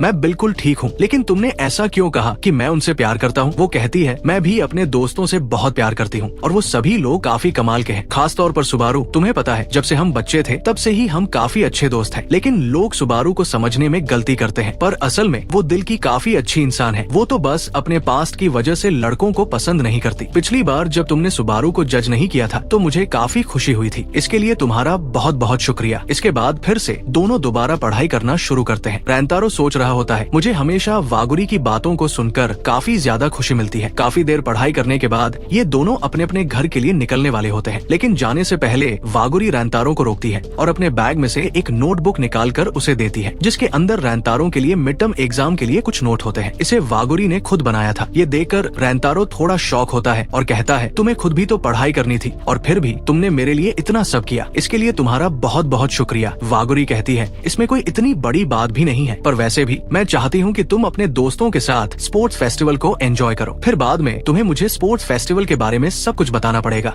ये सुनने के बाद रैंतारो थोड़ा सा भावनाओं में बह जाता है। जब वागुरी जाने लगती है तो रैंतारो फिर से उसे कहता है इन सब के लिए तुम्हारा बहुत बहुत शुक्रिया। इसके बाद हम देखते हैं कि वागुरी रैंतारो को गुड लक बोलकर वहाँ से चली जाती है। रैंतारो सोचता है अब तो मैं इस एग्जाम में बिल्कुल भी फेल नहीं होना चाहता, क्योंकि मेरे लिए वागुरी ने काफी ज्यादा मेहनत की है। मैं नहीं चाहता कि उसे मेरी वजह से बुरा फील हो। इतना सब सोचने के बाद जैसे ही रैंतारो ट्रेन में जाने के लिए आगे बढ़ता है, वैसे ही कोई रैंतारो का बैग पीछे से पकड़ लेता है। हम देखते हैं कि वो कोई और नहीं बल्कि सुबारू होती है। वो कहती है क्या तुम्हारे पास थोड़ा टाइम है, क्योंकि मैं तुमसे बात करना चाहती हूँ। फिर रैंतारो और सुबारू बात करने के लिए कैफे के अंदर चले जाते हैं और कॉफी पीने लगते हैं, लेकिन रैंतारो सोच रहा होता है काफी देर हो चुकी है, लेकिन अभी तक इसने कुछ भी नहीं बोला। तभी अचानक सुबारू कहती है रैंतारो क्या तुम वागुरी के बॉयफ्रेंड हो? भाई ये सुनने के बाद तो रैंतारो के हाथ से कॉफी गिर जाती है और उसका हाथ थोड़ा सा जल भी जाता है, मतलब बंदा शॉक हो जाता है। फिर यहाँ पर सुबारू रैंतारो को अपना रुमाल देती है। ये देखकर रैंतारो थोड़ा सा सरप्राइज हो जाता है और सोचता है ये इतना अजीब बर्ताव क्यों कर रही है, मतलब कुछ हुआ है क्या? मुझे कुछ समझ नहीं आ रहा, क्या ये मुझसे नफरत नहीं करती? फिर हम देखते हैं कि सुबारू रैंतारो से दोबारा पूछती है क्या तुम वागुरी के बॉयफ्रेंड हो? रैंतारो कहता है अरे नहीं, ऐसा तो कुछ भी नहीं है, मतलब तुम जो भी सोच रही हो ये सब गलत है। इसके बाद सुबारू पूछती है तो फिर तुम्हारा और वागुरी का क्या रिश्ता है? ये सुनकर रैंतारो थोड़ा सा कंफ्यूज हो जाता है। वो सोच रहा होता है वो मेरी फ्रेंड है या फिर बस एक कस्टमर है। फिर सुबारू पूछती है क्या तुम वागुरी को बस थोड़े ही समय से जानते हो? ये सुनने के बाद रैंतारो कहता है हाँ मैं बस उसे थोड़े समय से ही जानता हूँ। सुबारू कहती है फिर तो ये अच्छी बात है, क्योंकि मैं चाहती हूँ कि तुम वागुरी से मिलना बंद कर दो। ये सुनने के बाद रैंतारो थोड़ा सा हैरान हो जाता है और कहता है क्या तुम ऐसा इस वजह से कह रही हो क्योंकि मैं चिदोरी स्कूल से हूँ? सुबारू कहती है हाँ बिल्कुल। रैंतारो कहता है मैं समझ सकता हूँ कि तुम्हारे स्कूल और हमारे स्कूल के बीच में काफी दिखते हैं, लेकिन वागुरी और मेरा ये पर्सनल मैटर है और हमारे बीच में कुछ भी वैसा नहीं है जैसा तुम सोच रही हो। सुबारू कहती है मैं समझ सकती हूँ कि तुम क्या कह रहे हो, जहाँ तक मुझे लगता है तुम एक अच्छे इंसान भी हो, क्योंकि लाइब्रेरी के बाहर उस दिन मैंने तुमसे काफी सारी रूड बातें कही थी, फिर भी तुमने कोई प्रॉब्लम क्रिएट नहीं की थी बल्कि हमें सपोर्ट ही किया था। लेकिन फिर भी मैं चिदोरी स्कूल और लड़कों से नफरत करती हूँ। जब मैंने तुम्हें वागुरी के साथ देखा था तो मैं पैनिक कर गई थी, क्योंकि अगर मेरे अलावा कियो हाई स्कूल का कोई भी बंदा उसे देख लेता तो वागुरी के लिए काफी बड़ी दिक्कत हो जाती, क्योंकि हमारे स्कूल के स्टूडेंट्स जितना चिदोरी स्कूल से नफरत करते हैं उससे भी ज्यादा हमारे टीचर्स चिदोरी से नफरत करते हैं। तुम्हें ये बात शायद अच्छे से पता होगी कि वो एक स्कॉलरशिप स्टूडेंट है, जिस वजह से पता नहीं उसके साथ क्या होगा। रैंतारो पूछता है सुबारू तुम वागुरी की इतनी परवाह क्यों करते हो? तभी एक लड़का भागते हुए आकर इनके साइड में गिर जाता है। हम देखते हैं कि सुबारू जल्दी से उठकर उस लड़के को संभालती है। ये लड़का उठने के बाद सीधे सुबारू के बालों की तारीफ करता है और बोलता है आपके बाल काफी ज्यादा खूबसूरत लग रहे हैं। फिर वो बच्चा सुबारू का शुक्रिया करता है और अपनी माँ के साथ चला जाता है। फिर हम देखते हैं कि सुबारू रैंतारो से बोलती है जब मैं छोटी थी वागुरी ने भी मुझसे यही बात बोली थी जो इस बच्चे ने अभी अभी मुझे बोला है। सुबारू रैंतारो को बताती है कि जब वो बच्ची थी तब लड़के सुबारू के बालों के रंग की वजह से उसे तंग करते थे, उसका काफी मजाक उड़ाते थे, लेकिन वागुरी ने सुबारू को प्रोटेक्ट किया था और कहा था सुबारू के बाल काफी ज्यादा खूबसूरत है। तब से अब तक वागुरी सुबारू के लिए एक हीरो है। इतना सब कहने के बाद सुबारू अचानक से थोड़ी इमोशन हो जाती है। वो इमोशन होकर रैंतारो को वागुरी से मिलने के लिए मना करती है और कहती है, तुम प्लीज वागुरी से मिलना बंद कर दो। मैं जानती हूँ कि उसने कियो हाई स्कूल में आने के लिए कितनी ज्यादा मेहनत की है, इसलिए मैं नहीं चाहती कि वागुरी उस चीज को खो दे जिसके लिए उसने इतनी ज्यादा मेहनत की है। हालांकि मैं ये भी नहीं जानती कि जो मैं कर रही हूँ वो सही है या फिर गलत। हो सकता है कि ये बात जानने के बाद वागुरी मुझसे नफरत करे, लेकिन मेरे लिए वागुरी की खुशी सबसे ज्यादा जरूरी है। इसलिए प्लीज मैं तुमसे रिक्वेस्ट करती हूँ कि तुम वागुरी से मिलना बंद कर दो। भाई सुबारू की इन सारी बातों को सुनने के बाद रेंतारो याद करता है कि चिदोरी और कियो हाई स्कूल आपस में एक दूसरे से कितनी ज्यादा नफरत करते हैं। रेंतारो को ये भी रियलाइज होता है कि सुबारू वागुरी की बहुत ज्यादा केयर करती है, लेकिन आखिर में रेंतारो को वागुरी की बात याद आती है, जहाँ वागुरी ने उसे कहा था, मुझे चिदोरी और कियो हाई से कोई फर्क नहीं पड़ता, बस मैं तुम्हें जानना चाहती हूँ, वो भी काफी अच्छे तरीके से। ये सब सोचने के बाद रेंतारो कहता है, मुझे माफ कर देना, लेकिन तुम जो भी कह रही हो मैं वो नहीं कर सकता। ये सुनने के बाद सुबारू को काफी ज्यादा बुरा लगता है। फिर सुबारू कहती है, तुम्हें जानने के बाद मुझे ऐसा लगा ही था कि तुम कुछ ऐसा ही कहोगे। इसके बाद हम देखते हैं कि रेंतारो वहाँ से चला जाता है। घर जाते टाइम रेंतारो पढ़ने की कोशिश कर रहा होता है, लेकिन आज जो भी कुछ हुआ था इस वजह से रेंतारो अपनी पढ़ाई पर फोकस नहीं कर पा रहा था। मतलब बंदा काफी ज्यादा इरिटेट हो रहा था।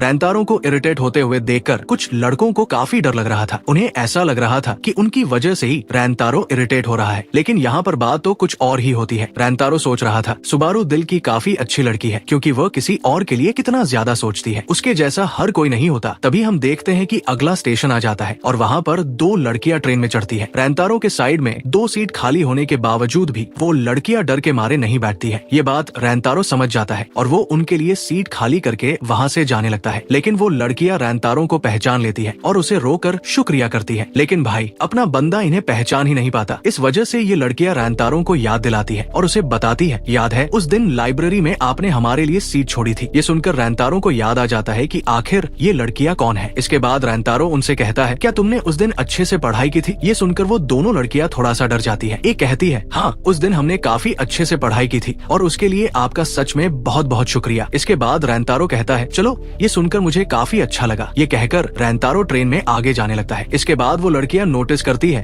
कि रेंतारो काफी अच्छा इंसान है। रेंतारो ट्रेन में आगे जाकर खड़ा हो जाता है और सोचता है, मैं काफी हैरान हो गया था, मैंने नहीं सोचा था कि वो कभी मुझे शुक्रिया कहने वाली है। वैसे उनका बिहेवियर काफी अच्छा था, मतलब उन्होंने मुझे थैंक्स बोला, लेकिन लगता है कि वो मुझे देखकर थोड़ी सी डर गई थी। तभी रेंतारो को याद आता है कि वागुरी उसे हर एक छोटी बात के लिए कैसे शुक्रिया कहती है। रेंतारो यही सब सोचता है, वागुरी काफी अच्छी इंसान है, कहीं मेरी वजह से वो किसी दिक्कत में ना पड़ जाए। कहीं ना कहीं मुझे ऐसा लगता है कि सुबारू सही कह रही है। सुबारू की इन सारी बातों को याद करते हुए वो कुछ ज्यादा ही उदास होने लगता है। मतलब उसे समझ नहीं आ रहा होता कि अब उसे क्या करना चाहिए। इसके बाद हमें सीधे कुछ दिनों बाद का सीन दिखाया जाता है, जहाँ पर हम देखते हैं कि रेंतारो के मिड टर्म एग्जाम्स के रिजल्ट आ चुके हैं। उनका टीचर मतलब सुका-चान उन्हें बताता है। इस बार हमें जानकर खुशी होगी कि ओसामी और रेंतारो फेल नहीं हुए हैं। ये सुनने के साथ ही पूरी क्लास काफी जोर से चीयर करती है। मतलब अब इन्हें फाइनली स्पोर्ट फेस्टिवल में पार्टिसिपेट करने का मौका मिल जाएगा और ये लोग वहाँ पर एंजॉय कर पाएंगे। लेकिन पहले तो सभी लोग रेंतारो और ओसामी की तारीफ करते हैं और फिर साकू को उनके पास होने का क्रेडिट देते हैं। उसके काफी ज्यादा मजे भी लेने लगते हैं। यहाँ पर रेंतारो अपने मार्क्स देखता है और हम देखते हैं कि उसके 59 नंबर आए होते हैं। ये देखकर तो भाई वो कुछ ज्यादा ही खुश हो जाता है। वो खुशी के मारे सोचता है, क्यों ना ये बात वागुरी को बताई जाए। वो वागुरी को इस बात के लिए मैसेज करने वाला होता है कि तभी उसे रियलाइज होता है कि सुबारू ने उससे क्या कहा था। उसे सुबारू की वो सारी बातें याद आने लगती है, जिस वजह से रेंतारो खुद को रोक लेता है और वागुरी को मैसेज नहीं करता। इस टाइम पर अपना बंदा थोड़ा सा अपसेट हो जाता है। तभी हम दूसरी तरफ देखते हैं कि ये सभी लोग काफी मस्ती करने के चक्कर में रेंतारो का बैग गिरा देते हैं। साकू ये सब देखकर रेंतारो का बैग और कॉपी उठाने लगता है। तभी साकू नोटिस करता है कि रेंतारो की कॉपी में कुछ दिखाई देता है। वो देखता है कि कॉपी के अंदर वागुरी का एक नोट है, जिसमें वागुरी ने रेंतारो को गुड लक कहा है। ये सब देखने के बाद साकू थोड़ा सा शॉक होता है और फिर वो रेंतारो से वागुरी के बारे में पूछने लगता है।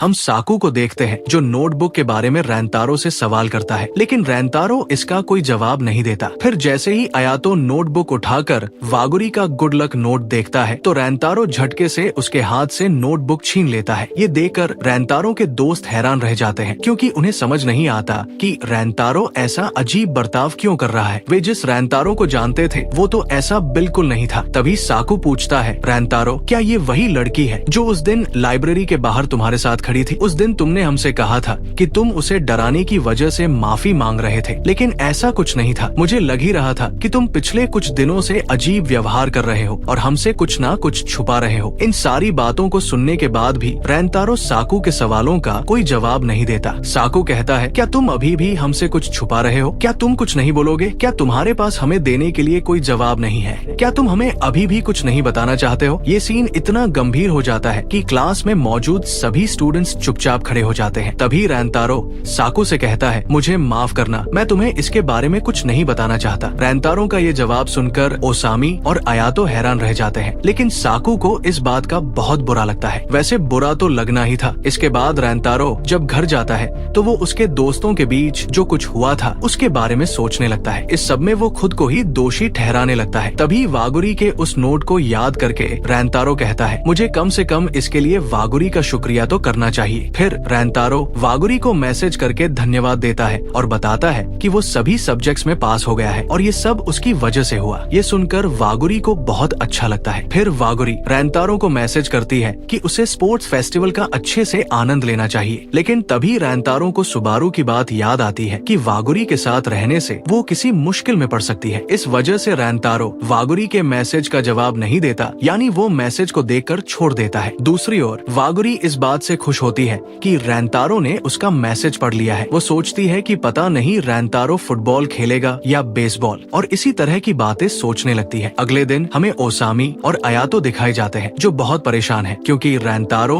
और साकू एक दूसरे से बिल्कुल बात नहीं कर रहे और एक दूसरे से काफी दूर बैठे हैं। फिर अयातो ओसामी को उनके झगड़े को खत्म करवाने के लिए बोलता है और उसे याद दिलाता है जब रैंतारो ने साकू और उसके बीच हुए झगड़े को खत्म किया था। ये सुनकर ओसामी जोश में भरा हुआ दोनों को मिलाने की बहुत कोशिश करता है और स्कूल के बाद साथ में प्रैक्टिस करने के लिए भी कहता है, लेकिन दोनों ही ओसामी के साथ प्रैक्टिस करने से मना कर देते हैं। इससे ओसामी बहुत दुखी हो जाता है। फिर रैंतारो और साकू अकेले अकेले अपने घर की ओर निकल जाते हैं। जब साकू घर जा रहा होता है तभी अचानक अयातो और ओसामी आकर उसे पकड़ लेते हैं और कहते हैं, चलो घर की ओर चलते हुए बातें करते हैं। साकू कहता है, नहीं, मेरा बात करने का कोई मन नहीं है। अयातो कहता है, क्या तुम इस बात को लेकर सीरियस हो? क्या तुम्हें सचमुच लगता है कि हमें बात नहीं करनी चाहिए? साकू गुस्से में आगे बढ़ता है और कहता है, बस करो तुम दोनों, मुझे इस समय थोड़ा गुस्सा आ रहा है तो मुझे अकेला छोड़ दो। अयातो पूछता है, साकू क्या तुम रैंतारो से इसलिए नाराज हो क्योंकि वो कियो हाई स्कूल की लड़की के साथ बात करता है? साकू कहता है, ये बात नहीं है, मुझे बुरा इस बात का लगा कि उसे हम पर जरा सा भी भरोसा नहीं है। हम उसके दोस्त हैं और वो हमसे ये सारी बातें कैसे छुपा सकता है, खासकर तब जब मेरे जैसा इंसान उसी की वजह से चिदोरी जैसे स्कूल में फिट हो पाया। अगर वो किसी बात से परेशान है तो मैं उसकी मदद करना चाहता हूँ क्योंकि मेरे लिए वो एक हीरो है। ओसामी कहता है, हाँ ये बात तो है, रैंतारो कमाल का इंसान है, वो बिना सोचे समझे लोगों की बहुत मदद करता है। हो सकता है उसे इस टाइम ये पता ही ना हो कि तुम कैसा महसूस कर रहे हो, लेकिन हमें पता है कि रैंतारो कितना अच्छा इंसान है। अयातो कहता है, साकू शायद तुमने गौर किया हो, लेकिन रैंतारो ने क्लास में कहा था कि वो इस बारे में हमें नहीं बताना चाहता। शायद ऐसा पहली बार हुआ है जब उसने हमारे सामने अपनी फीलिंग्स जाहिर की हो। मुझे ये बहुत अच्छा लगा कि उसने कम से कम कुछ तो कहा, हर बार की तरह कुछ छुपाया तो नहीं। जब तक वो हमें नहीं बताता हमें पूरी बात नहीं पता चलेगी, लेकिन मुझे यकीन है कि रैंतारो किसी न किसी दिन हमें सब कुछ जरूर बता देगा। ये सुनकर साकू का गुस्सा काफी हद तक शांत हो जाता है। वो अब थोड़ा बेहतर महसूस करने लगता है। इसके बाद ये तीनों साथ में घूमने निकल जाते हैं। फिर हमें रैंतारो की दुकान का सीन दिखाया जाता है। यहाँ रैंतारो की मम्मी नोटिस करती है कि रैंतारो का मूड कुछ खराब है, लेकिन जब वो पूछती है तो रैंतारो अपनी मम्मी को कुछ नहीं बताता और उनकी बातों को टालने लगता है। उसकी मम्मी पूछती है, क्या तुम एग्जाम में फेल होने की वजह से उदास हो? रैंतारो बताता है कि वो एग्जाम में पास हो गया है। ये सुनकर उसकी मम्मी एकदम शॉक हो जाती है क्योंकि हमेशा फेल होने वाला लड़का आखिरकार पास कैसे हो गया। वो कहती है, सच सच बताओ, तुमने एग्जाम में पास होने के लिए चीटिंग तो नहीं की? तुम पास कैसे हो गए? रैंतारो कहता है, अरे यार ऐसा बिल्कुल नहीं है, अपने बेटे पर थोड़ा तो विश्वास किया करो। फिर उसकी मम्मी उसके हाईएस्ट मार्क्स पूछती है। तब रैंतारो उन्हें अपने मार्क्स बताता है जो कि 59 आए थे। इस पर उसकी मम्मी को अभी भी विश्वास नहीं हो रहा था। इसी बीच दुकान में वागुरी आ जाती है। रैंतारो उसकी आवाज सुनकर काउंटर के नीचे छिपने लगता है। वागुरी उसकी मम्मी को इतना लेट आने के लिए सॉरी बोलती है और पूछती है कि अभी थोड़ा केक बचा हुआ है क्या? उसकी मम्मी कहती है, हाँ वैसे तुम्हारे जितना तो बचा हुआ है, बट तुम्हें थोड़ा जल्दी आना चाहिए। तब वागुरी रैंतारो की मम्मी को बताती है कि उसने मिड टर्म एग्जाम में बहुत अच्छे नंबर लाए हैं और इसलिए वो खुद को ट्रीट दे रही है। रैंतारो की मम्मी रैंतारो को वागुरी के बारे में बताने वाली होती है, लेकिन रैंतारो उन्हें चुप रहने के लिए कहता है। फिर भी उसकी मम्मी जबरदस्ती रैंतारो को खड़ा कर देती है और वागुरी को बताती है, रैंतारो रैंतारो मिड टर्म एग्जाम में अच्छे से पास हो गया है और मुझे अभी तक इस पर यकीन नहीं हो रहा। वागुरी तो रैंतारो को देखकर शॉक हो जाती है और पूछने लगती है कि तुम यहाँ कितनी देर से हो। तब उसकी मम्मी उसे बताती है कि रैंतारो तो यहाँ पे शुरुआत से ही था, जिस पर वागुरी थोड़ा एम्बरस फील करने लगती है। इसके बाद रैंतारो की मम्मी नोटिस करती है कि रैंतारो किसी बात को लेकर परेशान है, इसलिए वो किचन में जाते हुए रैंतारो को वागुरी का ऑर्डर लेने के लिए कहती है। जिसके बाद वागुरी अपना केक चूज करने लगती है, लेकिन तभी वागुरी हाई फाई देने के लिए अपने दोनों हाथ हवा में उठाती है। लेकिन रैंतारो पूछता है तुम ऐसा क्यों कर रही हो। वागुरी कहती है तुम एग्जाम में पास हो गए हो, इसलिए मुझे लगा कि हम हाई फाई कर सकते हैं और अब तुम स्पोर्ट्स फेस्टिवल में भी हिस्सा ले सकते हो। स्पोर्ट्स फेस्टिवल की बात सुनकर रैंतारो को अपने दोस्तों के साथ हुए झगड़े की याद आ जाती है, जिससे वो थोड़ा सैड हो जाता है। फिर भी वो वागुरी को हाई फाई देता है और उसका ऑर्डर दे देता है। वागुरी नोटिस करती है कि रैंतारो थोड़ा उदास है। वो कहती है रैंतारो, अगर तुम अच्छा फील नहीं कर रहे हो तो तुम्हें ढेर सारा खाना खाना चाहिए। हम हर दिन नाश्ते से शुरुआत करते हैं और मैं रोज सुबह बहुत सारा नाश्ता करती हूँ। वैसे मैं जब भी खाना खाती हूँ तो बहुत सारा खाना खाती हूँ। ये कहते कहते वागुरी भूल जाती है कि वो आखिर में क्या कहना चाहती थी। ये सीन इतना प्यारा होता है कि रैंतारो जोर जोर से हंसने लगता है। उसे हंसता देख वागुरी को बहुत अच्छा लगता है। इसके बाद वागुरी स्टेशन के लिए निकल जाती है। रैंतारो सोचता है मैं पिछले कुछ दिनों से बहुत उलझन में था, लेकिन वागुरी से बात करने के बाद अब सब कुछ साफ हो गया है। वागुरी बहुत कमाल की इंसान है। जब भी मैं उससे मिलता हूँ मुझे बहुत अच्छा लगता है। जब सुबारू ने मुझे वागुरी से मिलने से मना किया था तब मुझे उसकी बात थोड़ी बहुत सही भी लगी, लेकिन मैंने साफ मना कर दिया था। वागुरी बहुत अच्छी और मेहनती इंसान है। वो सिर्फ सम्मान की हकदार है। मुझे अभी जो कुछ महसूस हो रहा है उसे मैं शब्दों में बयान नहीं कर पा रहा। आखिर ये सब क्या है? क्या मुझे उससे प्यार हो गया है? इसके बाद रैंतारो वागुरी का मैसेज पढ़ता है और मोबाइल को अपने सीने से लगाकर जमीन पर बैठ जाता है। दूसरी ओर वागुरी स्टेशन पर खड़ी होकर रैंतारो के बारे में सोच रही होती है। उसे रैंतारो का हंसना बहुत क्यूट लगा था। वो अपनी चैट पढ़ने लगती है, तभी उसके पास एक मैसेज आता है। दूसरी तरफ रैंतारो भी दुकान बंद करके घर चला जाता है, जहाँ उसकी मम्मी ने उसके लिए शानदार खाना बनाया होता है। पूछने पर वो बताती है कि आज खुशी का दिन है क्योंकि रैंतारो एग्जाम में पास हो गया है। हालांकि उसे अभी भी यकीन नहीं होता कि रैंतारो 59 नंबर ला सकता है। रैंतारो अपनी मार्कशीट दिखाता है। ये देखकर उसकी मम्मी भावुक हो जाती है और कहती है मैं आज बहुत खुश हूँ। रैंतारो कहता है बस मैं पास हो गया, यही काफी है। मेरे नंबर बहुत अच्छे नहीं है। उसकी मम्मी कहती है हाँ तुम सही कह रहे हो, लेकिन जब तुम छोटे थे तब से अब तक तुमने कई चीजों को बीच में ही छोड़ दिया था। इस बार तुमने हार नहीं मानी और मेहनत करके सफल हुए हो। मुझे नहीं पता कि तुमने अचानक इतनी पढ़ाई क्यों की, लेकिन इसके पीछे कोई अच्छी वजह जरूर होगी। मुझे लगता है कि तुम किसी बात को लेकर परेशान हो। रैंतारो पूछता है आपको ये कैसे पता? उसकी मम्मी कहती है चिंता मत करो, मैं तुमसे सवाल जवाब नहीं करूंगी। पिछली बार जब तुम वागुरी को लेकर परेशान थे तब तुमने उससे अच्छे से माफी मांगी थी, इसलिए मुझे पता है कि मेरा बेटा ऐसा इंसान नहीं है जो जरूरत पड़ने पर माफी ना मांगे। तुम कभी कभी ज्यादा परेशान हो जाते हो और भूल जाते हो कि तुम्हारे लिए क्या जरूरी है, लेकिन मुझे यकीन है कि तुम सही और गलत का फैसला कर सकते हो। मैं बस यही चाहती हूँ कि तुम अपनी जिंदगी अच्छे से जियो। इसके बाद सीन बदलता है। वागुरी सुबारू का मैसेज पढ़कर उससे मिलने पहुँच जाती है। सुबारू ने उसे उस जगह बुलाया होता है जहाँ वे बचपन में खेला करते थे। वागुरी पूछती है हाँ सुबारू बताओ तुम किस बारे में बात करना चाहती थी? तुमने मुझे यहाँ क्यों बुलाया? सुबारू कहती है मैं रैंतारो के बारे में बात करना चाहती हूँ। ये सुनकर वागुरी थोड़ा हैरान हो जाती है और सोचती है आखिर ये सब क्या हो रहा है। असल में हमें सुबारू के बचपन का अतीत दिखाया जाता है जहाँ वो बहुत रो रही होती है। वो कहती है तुम्हें मंकी बार पे बिल्कुल भी नहीं लटकना चाहिए था। वागुरी जवाब देती है अच्छा तुम उसकी बात कर रही हो? सच बताओ तो मुझे ऐसा करने में बहुत मजा आता है। सुबारू और ज्यादा रोने लगती है और कहती है ये तुम्हारे लिए बहुत खतरनाक हो सकता है, तुम्हें ऐसा नहीं करना चाहिए। वागुरी कहती है अच्छा ठीक है, मैं अब से ऐसा बिल्कुल नहीं करूंगी। तभी हमें बड़ी वाली सुबारू दिखाई जाती है जो सोचने लगती है सच में वो बहुत सुंदर है, बहुत चीयरफुल है और बहुत स्ट्रॉन्ग भी है। मैं उसे अपना हीरो मानती हूँ। इसके बाद वो बच्ची वाली वागुरी को गले लगाती है और कहती है काश मैं भी तुम्हारे जितनी स्ट्रॉन्ग बन पाऊँ। फिर हमें प्रेजेंट का सीन दिखाया जाता है। वागुरी पूछती है अब बताओ तुम्हें क्या बात करनी है? सुबारू कहती है उस दिन मैंने रैंतारो से बात की थी। तुम्हें पता है मैंने तुम्हें उसके साथ कैफे में देखा था और फिर जब तुम चली गई थी तब मैं फिर रैंतारो से मिली थी। मैंने उससे कहा था कि वो तुमसे दोबारा कभी ना मिले। मैं बहुत सेल्फिश हूँ तो प्लीज मुझे माफ कर देना। अचानक वहाँ सन्नाटा छा जाता है। तभी वागुरी हंसते हुए कहती है, तुमने तो मुझे एकदम से डरा दिया, तुम्हें इस तरह माफी मांगने की जरूरत नहीं है। वो आगे बताती है, उस दिन स्कूल के गेट पर जो कुछ हुआ था उसके बाद मुझे चिदौरी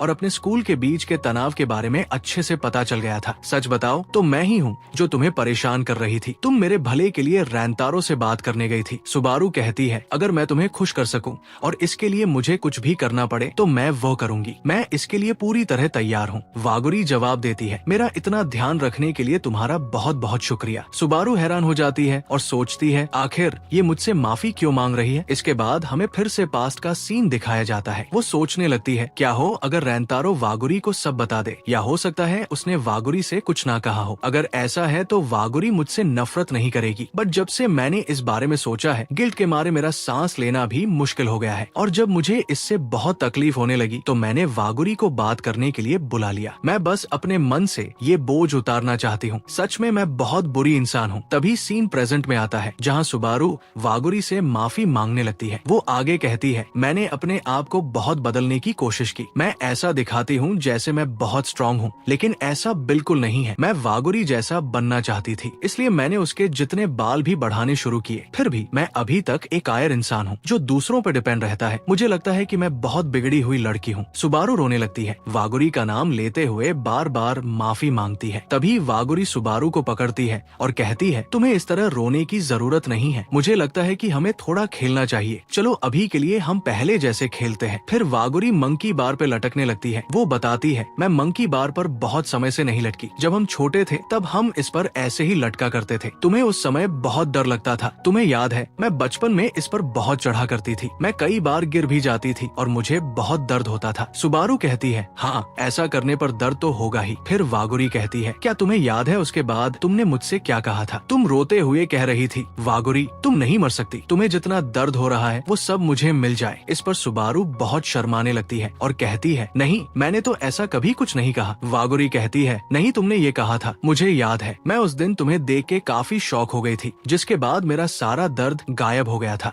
वागुरी कहती है, सच बताओ तुम बचपन से ही बहुत अच्छी थी। सुबारू जवाब देती है, मुझे ऐसा बिल्कुल नहीं लगता। मैं तो तुम पर सिर्फ बोझ बनती हूँ। तुम बहुत दयालु हो, इसलिए तुमने मुझे साथ रखा। लेकिन वागुरी कहती है, नहीं ऐसा बिल्कुल नहीं है। उस दिन मेरी लापरवाही की वजह से ही मैं मंकी बार से नीचे गिर गई थी और तुम मुझे डांटने के बजाय मेरे लिए रोने लग गई थी। और जब तुम मेरे लिए बहुत रो रही थी तब मुझे बहुत खुशी हुई। सुबारू तुम ही थी जो हमेशा मेरे साथ थी। मैंने हमेशा से तुम्हें बहुत चाहा है। जिसके बाद सुबारू थोड़ी भावुक होने लगती है। फिर वागुरी कहती है, सुबारू मैं तुमसे बहुत प्यार करती हूँ। सुबारू सोचती है, सच में वागुरी हमेशा से ऐसी ही है। वो सबके बारे में अच्छा ही सोचती है। उस दिन से ही वो मुझे ये सब बताना चाह रही थी, पर अब लगता है मुझे समझ आ गया है कि मुझे क्या करना है। जिसके बाद वो वागुरी को कस के गले लगा लेती है और ये सीन सच में बहुत प्यारा होता है। फिर सुबारू कहती है, मैंने उस दिन रैंतारो को बताया था कि तुम एक स्कॉलरशिप स्टूडेंट हो, इसलिए चिदौरी के किसी भी लड़के को तुमसे नहीं मिलना चाहिए। पर वागुरी मैं तुमसे पूछना चाहती हूँ, तुम क्या करना चाहती हो। तब वागुरी कहती है, मुझे माफ करना सुबारू, पर मैं सच में रैंतारो से मिलना चाहती हूँ। फिर सुबारू कहती है, मुझे तुमसे एक बात और पूछनी है। वागुरी कहती है, हाँ पूछो। सुबारू पूछती है, सच सच बताना, क्या तुम रैंतारो को पसंद करती हो। वागुरी जवाब देती है, हाँ तुमने सही कहा, मुझे लगता है कि मैं रैंतारो से प्यार करने लगी हूँ। ये सुन के सुबारू थोड़ी खुश होती है। फिर वो आगे बताती है, जब मैंने रैंतारो से कहा था कि वो तुमसे मिलना बंद कर दे, तब तुम्हें पता है उसने क्या जवाब दिया। उसने कहा, सॉरी मैं ऐसा बिल्कुल नहीं कर सकता। ये सुनकर वागुरी बहुत हैरान हो जाती है और थोड़ा शर्माने लगती है, क्योंकि उसे पता चल जाता है कि रैंतारो को भी उसके लिए फीलिंग्स है। तभी फिर से हमें पास्ट की कुछ झलक दिखाई जाती है। सुबारू सोचती है, मैं अपने आप को कभी इतना दयालु नहीं मान सकती, मैं अभी भी एक डरपोक हूँ। बट इसके बावजूद वागुरी ने मुझसे कहा कि वो मुझसे प्यार करती है। वो हमेशा से ही मुझ पर भरोसा करती थी। फिर छोटी वाली सुबारू एक तरफ इशारा करती है जहाँ वागुरी खड़ी हुई थी। तब सुबारू उसकी तरफ भागते हुए कहती है, अब चाहे कुछ भी हो जाए मैं भी वागुरी पर पूरा भरोसा करूंगी। मैं हमेशा उसके साथ ही रहूंगी और उसके बाद मैं भी तुम्हारे साथ सर उठा के चलना चाहूंगी। इसके बाद दोनों के बीच का सारा बोझ खत्म हो जाता है। वे दोनों घर जाने लगती है। तभी वागुरी अपने मोबाइल में कुछ देखती है और बहुत हैरान हो जाती है। सुबारू पूछती है, क्या हुआ, तुम इतनी सीरियस क्यों लग रही हो। वागुरी बताती है, रैंतारो ने मुझे मैसेज भेजा है। इसके बाद हमें रैंतारो दिखाया जाता है। वो बहुत डरा हुआ है और सोच रहा है, अरे नहीं, क्या मैंने मैसेज भेजकर कुछ गलत तो नहीं कर दिया। वो सोचता है। उस दिन से मैंने इसके बारे में बहुत सोचा। मुझे लगता है कि मुझे सुबारू से एक बार और बात करनी चाहिए, पर मेरे पास उससे मिलने का कोई तरीका नहीं है। अच्छा यही है कि मैं डायरेक्ट वागुरी से ही पूछ लूं। पर काफी देर हो गई, उसका अभी तक कोई रिप्लाई नहीं आया। तभी अचानक वागुरी का कॉल आता है। रैंतारो डर जाता है और सोचता है मैं इसके लिए बिल्कुल भी तैयार नहीं था। फिर भी डरते हुए वो कॉल उठाता है। वागुरी पूछती है, आखिर तुम्हें मुझसे क्या बात करनी है। रैंतारो कहता है, एक्चुअली मुझे किसी बारे में सुबारू से बात करनी है। वागुरी हंसते हुए कहती है, अच्छा ऐसा है क्या, सुबारू मेरे साथ ही है। लो, रैंतारो तुमसे बात करना चाहता है। रैंतारो और हैरान हो जाता है, क्या सुबारू वहाँ क्या कर रही है। तभी सुबारू पूछती है, आखिर तुम्हें क्या बात करनी है। रैंतारो डरते हुए कहता है, कैफे में जो हमने बात की थी उसी के बारे में कुछ कहना है। सुबारू कहती है, रैंतारो तुम कल स्कूल के बाद फ्री हो तो मुझसे मिल सकते हो। रैंतारो मान जाता है। फिर अगले दिन रैंतारो वहाँ पहुँच जाता है। सुबारू पार्क में एक बेंच पर बैठी होती है। रैंतारो उसके पास आता है और कहता है, मुझे माफ करना, बट तुम्हें मुझसे मिलने में कोई प्रॉब्लम तो नहीं है ना। हमने अभी स्कूल यूनिफॉर्म भी पहना हुआ है, कोई दिक्कत तो नहीं होगी। सुबारू कहती है, नहीं सब ठीक है, मुझे अच्छा लगा कि तुमने ये सब सोचा। फिर वो पूछती है, आखिर तुम्हें मुझसे क्या बात करनी है। रैंतारो सीधे पूछता है, मुझे ये बताओ कि मुझे क्या करना होगा ताकि तुम मुझे वागुरी से बात करने या समय बिताने की इजाजत दो। सुबारू अजीब ढंग से कहती है, तुम्हें पता तो है ना मैं उसकी माँ थोड़े ही हूँ जो तुम मुझसे ये सब पूछ रहे हो। रैंतारो कहता है, नहीं मेरा ये मतलब नहीं था। उस दिन जब तुमने मुझसे बात की थी तब मैंने बहुत सोचा और मैं समझ गया हूँ कि तुम क्या कहना चाह रही थी। चिदोरी और तुम्हारे स्कूल के बीच काफी नफरत है, इसलिए अगर हम नहीं मिलेंगे तो कोई बड़ा सीन क्रिएट नहीं होगा। बट इसके बावजूद मैं अभी भी वागुरी से मिलना चाहता हूँ, पर मेरी वजह से उसे कोई प्रॉब्लम ना हो, इसलिए मैं तुमसे पूछना चाहता हूँ मुझे क्या करना चाहिए जिससे मैं बिना किसी प्रॉब्लम के वागुरी से मिल सकूं। तब सुबारू कहती है, सच बताओ मैं बहुत सेल्फिश बन रही थी जब मैंने तुम्हें वागुरी से मिलने से मना किया था और तुमने साफ साफ मना कर दिया था। मैंने तुमसे इतनी कड़वी बातें भी कही। सच बताओ तुम्हें बिल्कुल गुस्सा नहीं आया। रैंतारो जवाब देता है, गुस्सा क्यों आएगा, मुझे पता है कि तुम ये सब वागुरी के लिए कर रही थी। सच कहूँ तुम मुझे बहुत खतरनाक लगती थी, बट तुम जब अपनी दोस्त के बारे में इतना सोच रही हो तो मुझे लगता है कि ये बहुत कमाल की बात है और मैं इसकी रिस्पेक्ट करता हूँ। मैं सोचता हूँ कि तुम बहुत दयालु इंसान हो, इसलिए मैं तुमसे जानना चाहता हूँ क्या कोई ऐसा रास्ता है जिससे मैं वागुरी से मिल सकूं और कोई समस्या ना हो, क्योंकि उस इंसान को इग्नोर करना जो वागुरी के लिए बहुत कीमती हो, मैं ऐसा कभी नहीं कर सकता। ये सुन के सुबारू एकदम हैरान हो जाती है। सुबारू अंदर ही अंदर बहुत खुश हो जाती है और सोचती है, सच में वागुरी तुमने जिससे प्यार किया है वो तो बहुत काइंड और नेक दिल इंसान है। सच में यार मैं कितनी बेवकूफ हूँ, मैंने इसके साथ बहुत गलत किया। वो कहती है, अगर तुम्हें उससे मिलना है तो तुम्हें स्कूल से थोड़ा दूर जाना होगा। तुम जब चाहो जितनी बार चाहो वागुरी से मिल सकते हो, मुझे कोई समस्या नहीं है। तभी अचानक रैंतारो के पेट में एक फुटबॉल लगती है। वो फुटबॉल उसी बच्चे ने मारी होती है जो पहले इन्हें कैफे में मिला था। बच्चा आता है और कहता है, मुझे लगता है कि आप दोनों बहुत अच्छे दोस्त हो। ये सुनकर दोनों हैरान हो जाते हैं और अपने स्कूल के हालात के बारे में सोचते हैं और कहते हैं, नहीं हम दोस्त नहीं हैं। फिर वो बच्चा कहता है, अगर आप दोनों दोस्त नहीं हो तो फिर आप दोनों एक साथ बात क्यों करते हो, मुझे तो लगता है आप दोनों पक्के दोस्त हो। तभी उसके दोस्त उसे बुलाने लगते हैं, जिसके बाद वो बच्चा उन्हें बाय बोल के चला जाता है। सुबारू कहती है, मुझे लगता है कि सबको हम अच्छे दोस्त लगते हैं। रैंतारो कहता है, हाँ तुमने सही कहा। फिर सुबारू पूछती है, तो क्या तुम मेरे दोस्त बनना चाहोगे। रैंतारो हैरान हो जाता है और कहता है, तुम अचानक से ये क्या बोल रही हो, तुम्हें पता है ना मैं चिदोरी स्कूल से हूँ। सुबारू कहती है, हाँ मुझे पता है। तब रैंतारो पूछता है, सुबारू तुम्हें कुछ हुआ है क्या, जिस पर सुबारू स्माइल करने लगती है और कहती है, ये एक सीक्रेट है। इसके बाद हम रैंतारो को देखते हैं जो अपने फोन में कुछ देख रहा था। वो बताता है कि जब से उसकी दोस्तों के साथ लड़ाई हुई है तब से ग्रुप चैट में एक भी मैसेज नहीं आया। फिर वो उस दिन को याद करने लगता है जब उसने अपने दोस्तों से सारी बातें बताने से मना कर दिया था, क्योंकि उसने ऐसा पहले कभी नहीं किया था। एक तरह से देखा जाए तो उसके दोस्त भी वहाँ काफी हैरान हो गए थे। इसमें वो अपने आप को ही कोसने लगता है। तभी रैंतारो के पास वागुरी का मैसेज आता है। वागुरी पूछती है, आखिर तुम्हारी सुबारू के साथ मीटिंग कैसी रही। रैंतारो जवाब देता है, वो काफी अच्छी थी। वो माफी मांगता है कि उसने कैफे वाली बात को सीक्रेट रखा। वागुरी कहती है, कोई बात नहीं, पर अच्छा हुआ कि सुबारू को हमारे बारे में पता चल गया। रैंतारो को ये सारी बातें सुनकर थोड़ा अजीब लगता है। इसके बाद वो अपने दोस्तों को लेकर फिर से उदास हो जाता है। फिर हमें स्कूल का सीन दिखाया जाता है जहाँ ओसामी बहुत सैड लग रहा है। वो कहने लगता है, अबे यार आज इस रैंतारो को क्या हो गया है, कुछ समझ में नहीं आ रहा। बाकी लोग समझ नहीं पाते कि वो क्या बात कर रहा है। तभी ओसामी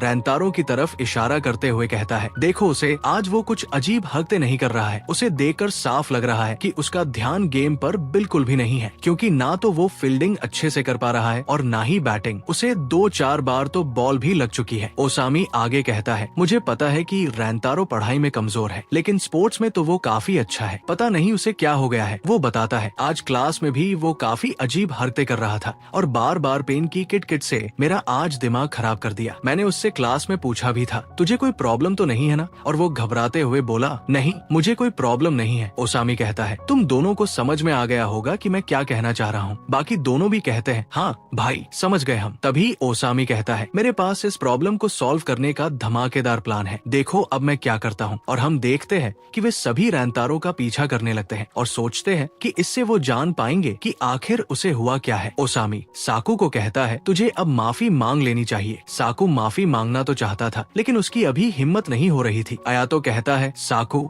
और रैंतारो दोनों ही जिद्दी है, ये एक दूसरे से कभी बात नहीं करेंगे। ओसामी कहता है, हाँ सही कहा भाई तुमने। तभी वो देखता है कि रैंतारो एक गली में जा रहा होता है, जिसके बाद वो भी उसके पीछे पीछे चल देते हैं। वे लोग काफी देर तक रैंतारो का पीछा करते हैं और सोचने लगते हैं कि आखिर वो और कितनी दूर जाने वाला है। और ये सीन सच में काफी फनी होता है। इसके बाद हम देखते हैं रैंतारो एक पार्क में जाकर किसी का इंतजार करने लगता है। बाकी लोग सोचने लगते हैं, आखिर ये रैंतारो यहाँ क्या कर रहा है? तभी वहाँ सुबारू और वागुरी आ जाती है। और भाई ये सीन देख के तो तीनों दोस्त काफी ज्यादा हैरान हो जाते हैं, सच में बहुत ज्यादा हैरान। इसके बाद हमें एक रेस्टोरेंट का सीन दिखाया जाता है, जहाँ वागुरी, सुबारू और रैंतारो एक साथ बैठे हैं। वागुरी वहाँ बड़े मजे से खाना खा रही थी और सुबारू कॉफी पी रही थी और रैंतारो कोल्ड ड्रिंक पी रहा था। तभी रैंतारो कहता है, मुझे माफ करना, मैं तुम्हें इतना परेशान कर रहा हूँ, मेरी वजह से तुम्हें इतनी दूर आना पड़ा। वागुरी जवाब देती है, नहीं ऐसी बात बिल्कुल नहीं है, मैं तो बहुत खुश हूँ क्योंकि इस बहाने मैं तुमसे इतना मिल तो पाई। ये कहकर उसे एहसास होता है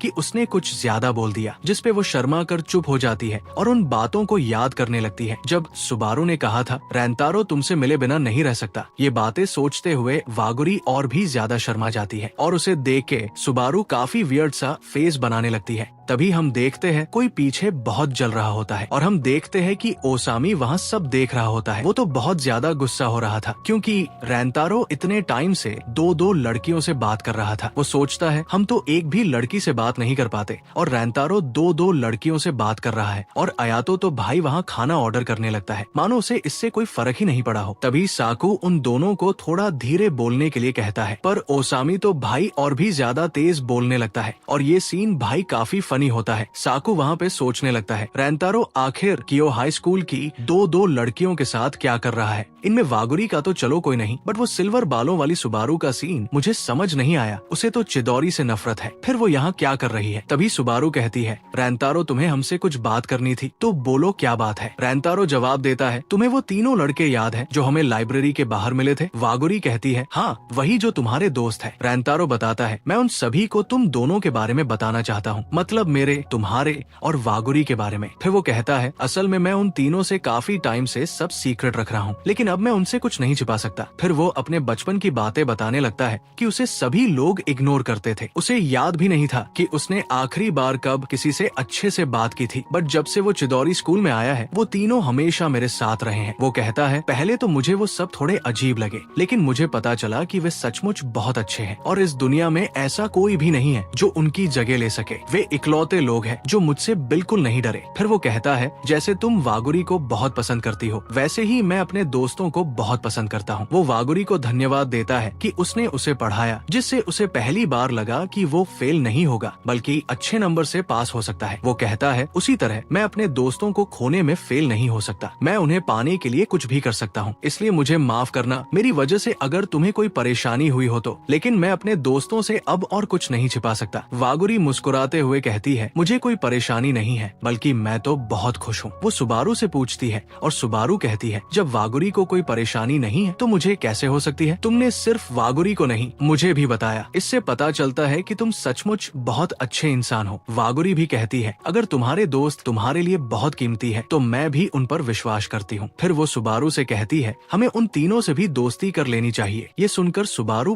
बहुत हैरान हो जाती है। इसके बाद हमें वो तीनों दिखाए जाते हैं जो रैंतारो की बातें सुनकर बहुत ज्यादा भावुक हो जाते हैं। इसके बाद रात में जब वे घर जा रहे होते हैं, रैंतारो कहता है, मैं तुम लोगों को स्टेशन तक छोड़ सकता हूँ, लेकिन वागुरी कहती है, कोई बात नहीं, हम चले जाएंगे, तुम भी काफी लेट हो रहे हो। वहीं पर सुबारू जो अपनी दुनिया में खोई हुई थी ही घबराते हुए रैंतारो से कहती है, क्या तुम मुझे अपने दोस्तों से मिलवा सकते हो? लाइब्रेरी में मैंने उनसे बहुत अजीब तरीके से बात की थी, मैं उनसे माफी मांगना चाहती हूँ। रैंतारो को ये सुनकर बहुत अच्छा लगता है और वो कहता है, हाँ क्यों नहीं, मैं तुम्हें उनसे जरूर मिलवा सकता हूँ। तभी वहाँ से आवाज आती है, तुम्हारी शक्ल बहुत खतरनाक लग रही है, तू ही चिदोरी का रैंतारो है ना? हमें पता चलता है कि 2-3 गुंडे जैसे लड़के वहाँ पर आ चुके थे। वो कहते हैं, रैंतारो हमें तुमसे थोड़ी 2-4 मिनट बात करनी है। वागुरी तो वहाँ बहुत डर जाती है और रैंतारो का हाथ पकड़कर एक पेड़ की तरफ इशारा करती है। वहाँ वही 2 लड़के थे जो पहले एपिसोड में वागुरी को छेड़ रहे थे। रैंतारो हैरान हो जाता है, उसे पता चलता है कि उन दोनों ने अपने सीनियर को बुलाया था ताकि वे रैंतारो को मार सके। वो सोचता है, सचमुच ये लोग काफी बेवकूफ है। सुबारू पीछे से जाने की कोशिश करती है लेकिन पीछे भी कुछ लड़के आ जाते हैं। तभी एक गुंडा कहता है, मुझे लगता है कि तुम बहुत डरपोक हो, मेरे दोनों चमचों ने बताया था कि तुमने उस समय भी लड़ाई नहीं की थी, फिर भी वे बहुत डर गए थे, मुझे अभी भी तुम बहुत डरपोक लगते हो। वागुरी गुस्से में कहती है, रैंतारो को डरपोक मत बोलो। तभी उसका साथी कहता है, ये तो कियो हाई की लड़की है, ये चिदोरी स्कूल वाले के साथ क्या कर रही है? दोनों लड़कियां बहुत अमीर लगती है, आज तो काफी मजा आने वाला है और ये दोनों तो काफी क्यूट भी है। तभी रैंतारो बीच में आता है और कहता है, तुम्हारी प्रॉब्लम तो मेरे साथ ना, तो तुम इन लोगों को घर जाने दो, इसके बाद तुम्हें जो बात करनी है वो कर लेना। वो ये सब काफी गुस्से में बोल रहा था। तभी अचानक एक लड़का सुबारू के बाल पकड़ लेता है। सुबारू बहुत डर जाती है। रैंतारो कुछ करने ही वाला होता है कि कोई उसका हाथ पकड़ लेता है। वो कोई और नहीं, ओसामी होता है। वो कहता है, तुम्हारी इसे छूने की हिम्मत भी कैसे हुई? रैंतारो हैरान हो जाता है और सोचता है, आखिर ये लोग यहाँ क्या कर रहे हैं? तभी साकू कहता है, तुम लड़कियों को यहाँ से ले जाओ। ओसामी भी कहता है, तुम जाओ, इन्हें हम पर छोड़ दो। रैंतारो रुकना चाहता था लेकिन उसे पता था कि लड़कियां ज्यादा इम्पोर्टेंट है। सुबारू साकू की तरफ देखती है लेकिन साकू उस पर ध्यान नहीं देता। तभी एक गुंडा कहता है, क्या तुम्हें लगता है कि तुम तीनों मिलकर हमें हरा सकते हो? साकू उस पर ध्यान नहीं देता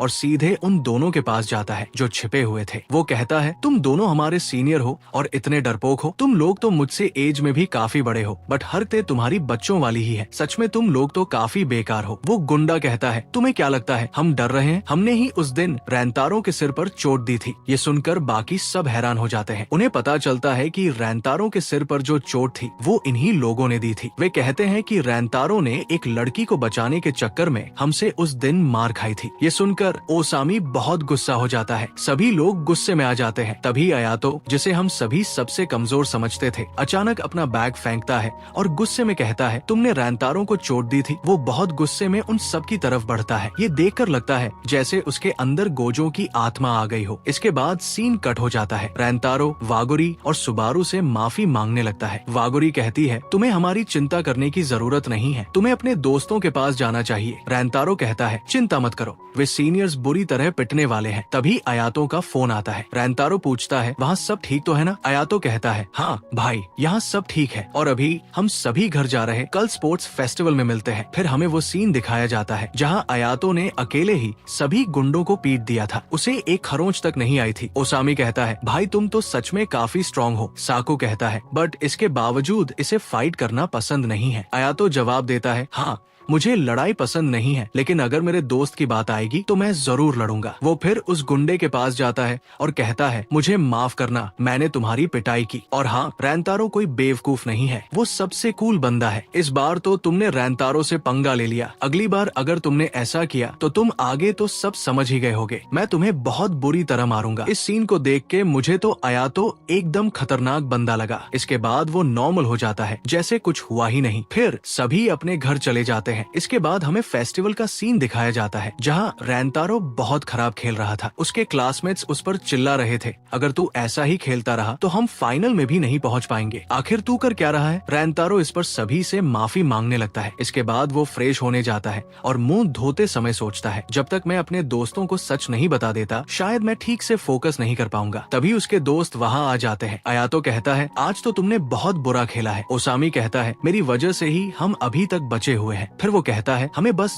2 गेम जीतने हैं, अगर हम जीत गए तो टीचर हमें शानदार आइसक्रीम पार्टी देंगे। रैंतारो कहता है, कल के लिए तुम्हारा बहुत बहुत शुक्रिया। ओसामी कहता है, तुझे धन्यवाद बोलने की जरूरत नहीं है, जब तक हम हैं कोई तुझे छू भी नहीं सकता। वो कहता है, अच्छा हुआ कि हम तेरा पीछा कर रहे थे। ये कहकर उसे एहसास होता है कि उसने ज्यादा बोल दिया और फिर तीनों एकदम से घबरा जाते हैं। रैंतारो हैरान होकर कहता है, अच्छा तभी तुम लोग एकदम सही टाइम पे वहाँ पर आ गए थे, पर इसका मतलब तुमने रेस्टोरेंट में मेरी सारी बातें सुन ली दी थी। ओसामी चुपके से आयातों को लेकर वहाँ से निकल लेता है और साकू को माफी मांगने के लिए कहता है। फिर साकू रैंतारो से कहता है, मुझे माफ करना, कल हमने तुम्हारा पीछा किया और तुम्हारी सारी बातें भी सुनी और उन सब चीजों के लिए भी सॉरी जो मैंने तुमसे उस दिन कह दी थी। फिर रैंतारो कहता है, अरे नहीं, तुम क्यों माफी मांग रहे हो, माफी तो मुझे मांगनी चाहिए। और इसके बाद साकू कहता है, नहीं मुझे माफी मांगनी चाहिए। और रैंतारो कहता है, नहीं मुझे माफी मांगनी चाहिए। और ये सब काफी देर तक चलता रहता है। तभी साकू को रियलाइज होता है कि रैंतारो हमेशा से ही सारा ब्लेम अपने ऊपर ले लेता है। फिर वो कहता है, रैंतारो अब जो मैं कहने जा रहा हूँ उसे ध्यान से सुनना, मैं फिर दोबारा कभी नहीं कहूँगा। वो कहता है, कल तुमने जो कुछ भी कहा उससे मुझे बहुत खुशी हुई। मुझे पता है मैं काफी जिद्दी हूँ, बट फिर भी मैं तुम तीनों पर बहुत भरोसा करता हूँ। मैं उन दोनों लड़कियों की भी काफी रिस्पेक्ट करता हूँ, वे हमेशा एक दूसरे पे ट्रस्ट करती है, सो प्लीज तुम हम पर ट्रस्ट कर सकते हो। और भाई ये सब सुन के रैंतारो काफी इमोशनल हो जाता है और वही बैठ जाता है। वहीं पर ओसामी और आयातो डर रहे थे कि कहीं ये दोनों फिर से लड़ने ना लगे, लेकिन तभी वे देखते हैं कि रैंतारो और साकू की दोस्ती हो गई है। ये देख के वो काफी खुश होते हैं। इसके बाद अब रैंतारो गेम पर फोकस कर पाता है। वो एक शानदार शॉट मारता है जो परफेक्ट होम रन होता है। वो भागते हुए आसमान की तरफ देखता है, आसमान भी उसके दिल की तरह शांत था। उसे बहुत अच्छा लगता है। आखिरकार वे लोग गेम जीत जाते हैं। सभी बहुत खुश होते हैं। टीचर को भी पता चलता है कि चारों फिर से दोस्त बन गए हैं। ये देखकर टीचर को भी बहुत अच्छा लगता है। इसके बाद हम ओसामी को देखते हैं जो आइसक्रीम खाते हुए बहुत रो रहा होता है। वो कहता है, मेरी गलती की वजह से आज हमारी पूरी क्लास आइसक्रीम पार्टी नहीं कर पाई। उसका दोस्त कहता है, अब रो मत यार, हम आइसक्रीम तो खा ही रहे हैं। फिर ओसामी कहता है, पार्टी तो तब मानी जाएगी जब सूका चान इसके पैसे दे। अगर मैंने उस दिन अच्छे से फील्डिंग की होती तो हमारी टीम सेकंड नहीं आती। तभी आइसक्रीम शॉप वाली आंटी उसे थोड़ी एक्स्ट्रा आइसक्रीम देती है, जिससे ओसामी थोड़ा खुश हो जाता है। इसके बाद रैंतारो उन सबसे कहता है, क्या तुम लोग इसके बाद थोड़ा फ्री हो? फिर हम देखते हैं कि रैंतारो सभी को वागुरी और सुबारू से मिलाता है। इसके बाद एक एक करके सभी अपना परिचय देते हैं। फिर वागुरी उनसे कहती है, मुझे माफ करना, मैंने तुम लोगों को अचानक मिलने के लिए बुला लिया। तब ओसामी कहता है, नहीं कोई बात नहीं, वैसे भी आज हमारा स्पोर्ट्स फेस्टिवल था तो हम जल्दी फ्री हो गए। वागुरी पूछती है, अच्छा तो तुम्हारा फेस्टिवल कैसा था? ओसामी उदास होते हुए कहता है, हम लोग सेकंड आए हैं। इसके बाद वागुरी कहती है, तुम लोगों का कल के लिए बहुत बहुत शुक्रिया। सुबारू भी उन्हें शुक्रिया कहती है। वो लोग कहते हैं, अरे कोई बात नहीं, हम खुश है कि तुम लोग सेफली घर पहुंच गए। इसके बाद वागुरी उन लोगों को कुछ देती है जिसमें बहुत सारा खाने का सामान होता है। वो कहती है, ये हमारी तरफ से एक थैंक यू गिफ्ट है। आयातो उन्हें धन्यवाद देता है। वही ओसामी तो रोने लग जाता है। वो कहता है, सच में तुम तो बहुत अच्छी इंसान हो। फिर वो पूछता है, क्या मैं अभी ये खा सकता हूँ? सभी सोचते हैं कि ये तो कुछ ज्यादा ही जल्दी फ्रेंडली हो गया है। तभी सुबारू अचानक खड़ी हो जाती है और कहती है, पिछली बार लाइब्रेरी के बाहर मैंने तुम लोगों से बहुत रूडली बिहेव किया था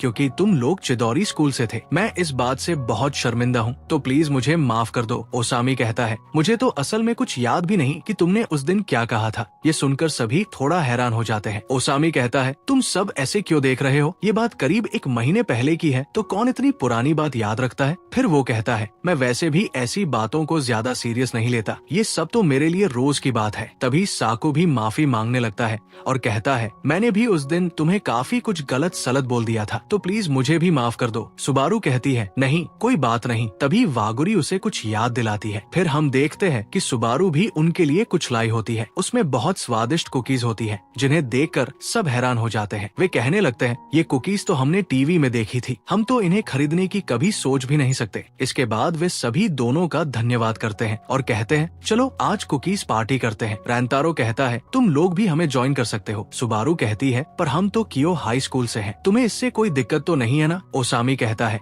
हम ऐसी फालतू बातों के बारे में नहीं सोचते। हम जानते हैं कि तुम लोग हमें पसंद नहीं करते, इसलिए हम तुमसे दूर रहते थे। हम नहीं चाहते थे कि तुम्हें हमारी वजह से कोई दिक्कत हो। आयातो कहता है, रैंतारो ने हमें बताया था कि तुम लोग अच्छे इंसान हो। साकू भी कहता है, अगर रैंतारो ये कह रहा है तो ये सच ही होगा। ओसामी कहता है, अब चलो इस बात को छोड़ो, अब से हम सब फ्रेंड्स बन जाते हैं। इसके बाद सुबारू मन ही मन थोड़ा खुश होती है और फिर वे सभी खूब एंजॉय करते हैं। इसके बाद वे सभी घर जाने लगते हैं। आयातो कहता है, किसने सोचा था कि हम कियो हाई की लड़कियों के साथ पार्टी करेंगे? सच में आज का दिन तो काफी मस्त था। तभी ओसामी कहता है, सुबारू मुझे तुमसे कुछ पूछना है। फिर वे आपस में बातें करने लगते हैं। उन्हें देखकर वागुरी बहुत खुश होती है और रैंतारो से कहती है, मैं खुश हूँ कि तुमने अपने दोस्तों से इस बारे में अच्छे से बात की। आगे चलते हुए रैंतारो वागुरी से कहता है, तुमने मेरी पढ़ाई में काफी मदद की थी, इसलिए मैं भी तुम्हें कुछ देना चाहता हूँ, तो मुझे बताओ तुम्हें क्या चाहिए। तभी वागुरी अचानक रुक जाती है और शर्माते हुए कहती है, मैं तुम्हारे साथ कहीं बाहर घूमने जाना चाहती हूँ। और इस टाइम पर सच में वो बहुत क्यूट लग रही थी। इसके बाद हमें ट्रेन का सीन दिखाया जाता है। रैंतारो काफी नर्वस फील कर रहा होता है। वो फोन में देखते हुए कहता है, पिछली बार हम पढ़ाई के लिए मिले थे,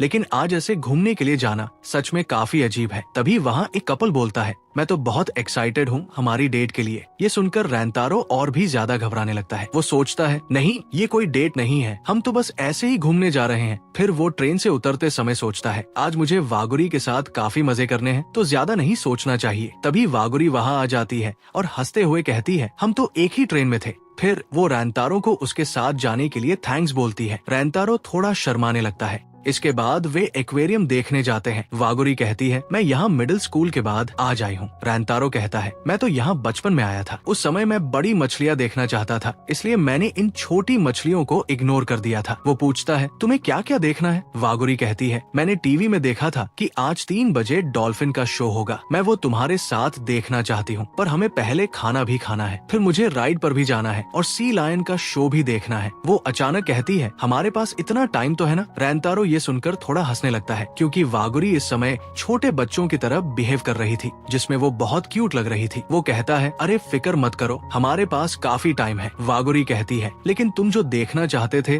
वो तो नहीं देख पाएंगे। रैंतारो कहता है, कोई बात नहीं, आज के लिए तुम जो चाहती हो हम वही करेंगे। वागुरी ये सुनकर बहुत खुश हो जाती है। इसके बाद वे सभी जगह घूमते हैं और खूब एंजॉय करते हैं। वागुरी उसके साथ काफी मजे करती है। दोनों एक साथ काफी प्यारे लग रहे थे। फिर वे खाना खाने आ जाते हैं। खाना खाते समय भी वे एक्वेरियम का मजा लेते हैं। रैंतारो वागुरी को एक बार फिर उसे पढ़ाने और उसके दोस्तों से बात करने के लिए थैंक्स बोलता है। वागुरी उससे स्पोर्ट्स फेस्टिवल के बारे में पूछती है और कहती है, हमें अभी डॉल्फिन शो देखने में काफी समय है, तो क्यों ना तुम स्पोर्ट्स फेस्टिवल के बारे में कुछ बताओ, मैं सब जानना चाहती हूँ। रैंतारो उसे सब बताने लगता है। इस समय दोनों बहुत क्यूट कपल लग रहे थे। इसके बाद उनका डॉल्फिन शो देखने का समय हो जाता है, लेकिन उससे पहले रैंतारो फ्रेश होने के लिए वॉशरूम चला जाता है। वागुरी वही बैठकर उसका इंतजार करती है। वो अपने फोन में आज की फोटोज देखने लगती है, जिन्हें देखकर वो बहुत खुश हो जाती है। वही रैंतारो काफी घबराया हुआ लग रहा है। वो कहता है, आज हमने बहुत मजे किए, लेकिन वागुरी आज हद से ज्यादा क्यूट लग रही है। पता नहीं उसे आज मजा आया भी होगा कि नहीं। वैसे वो स्माइल तो कर रही थी, तो लगता है सब सही चल रहा है। तभी वो बाहर आता है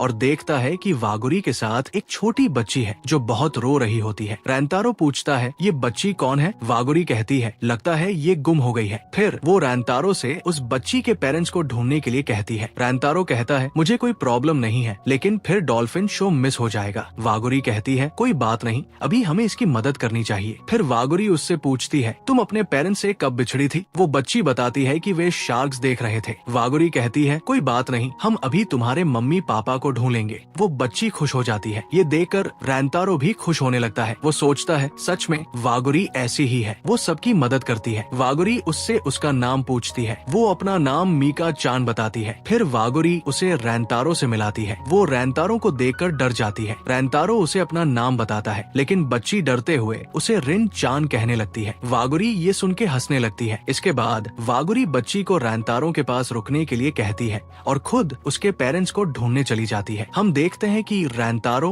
और वो बच्ची वही बैठकर वागुरी का इंतजार करने लगते हैं। वो बच्ची कहती है, मुझे माफ करना, मैंने आप लोगों को परेशान किया। रैंतारो कहता है, अरे कोई बात नहीं, सब ठीक है। फिर वो कहती है, मैंने आप लोगों की डेट खराब कर दी। ये सुनकर रैंतारो शॉक हो जाता है और कहता है, अरे नहीं, हम डेट नहीं कर रहे। फिर मीका चान कहती है, मैं भी डेकी चान के साथ डेट पर जाना चाहती हूँ। रैंतारो पूछता है, ये डेकी चान कौन है, तुम्हारा क्लासमेट है क्या। वो कहती है, हाँ आपने सही कहा, मैं उसे बहुत पसंद करती हूँ, वो बहुत अमेजिंग है। वो हमारे किंडरगार्टन का सबसे तेज रनर है। वो मंकी बार पर भी लटकता है और बहुत खाना भी खाता है। मुझे तो भाई ऐसा लगता है वो वागुरी का कोई बिछड़ा हुआ छोटा भाई होगा।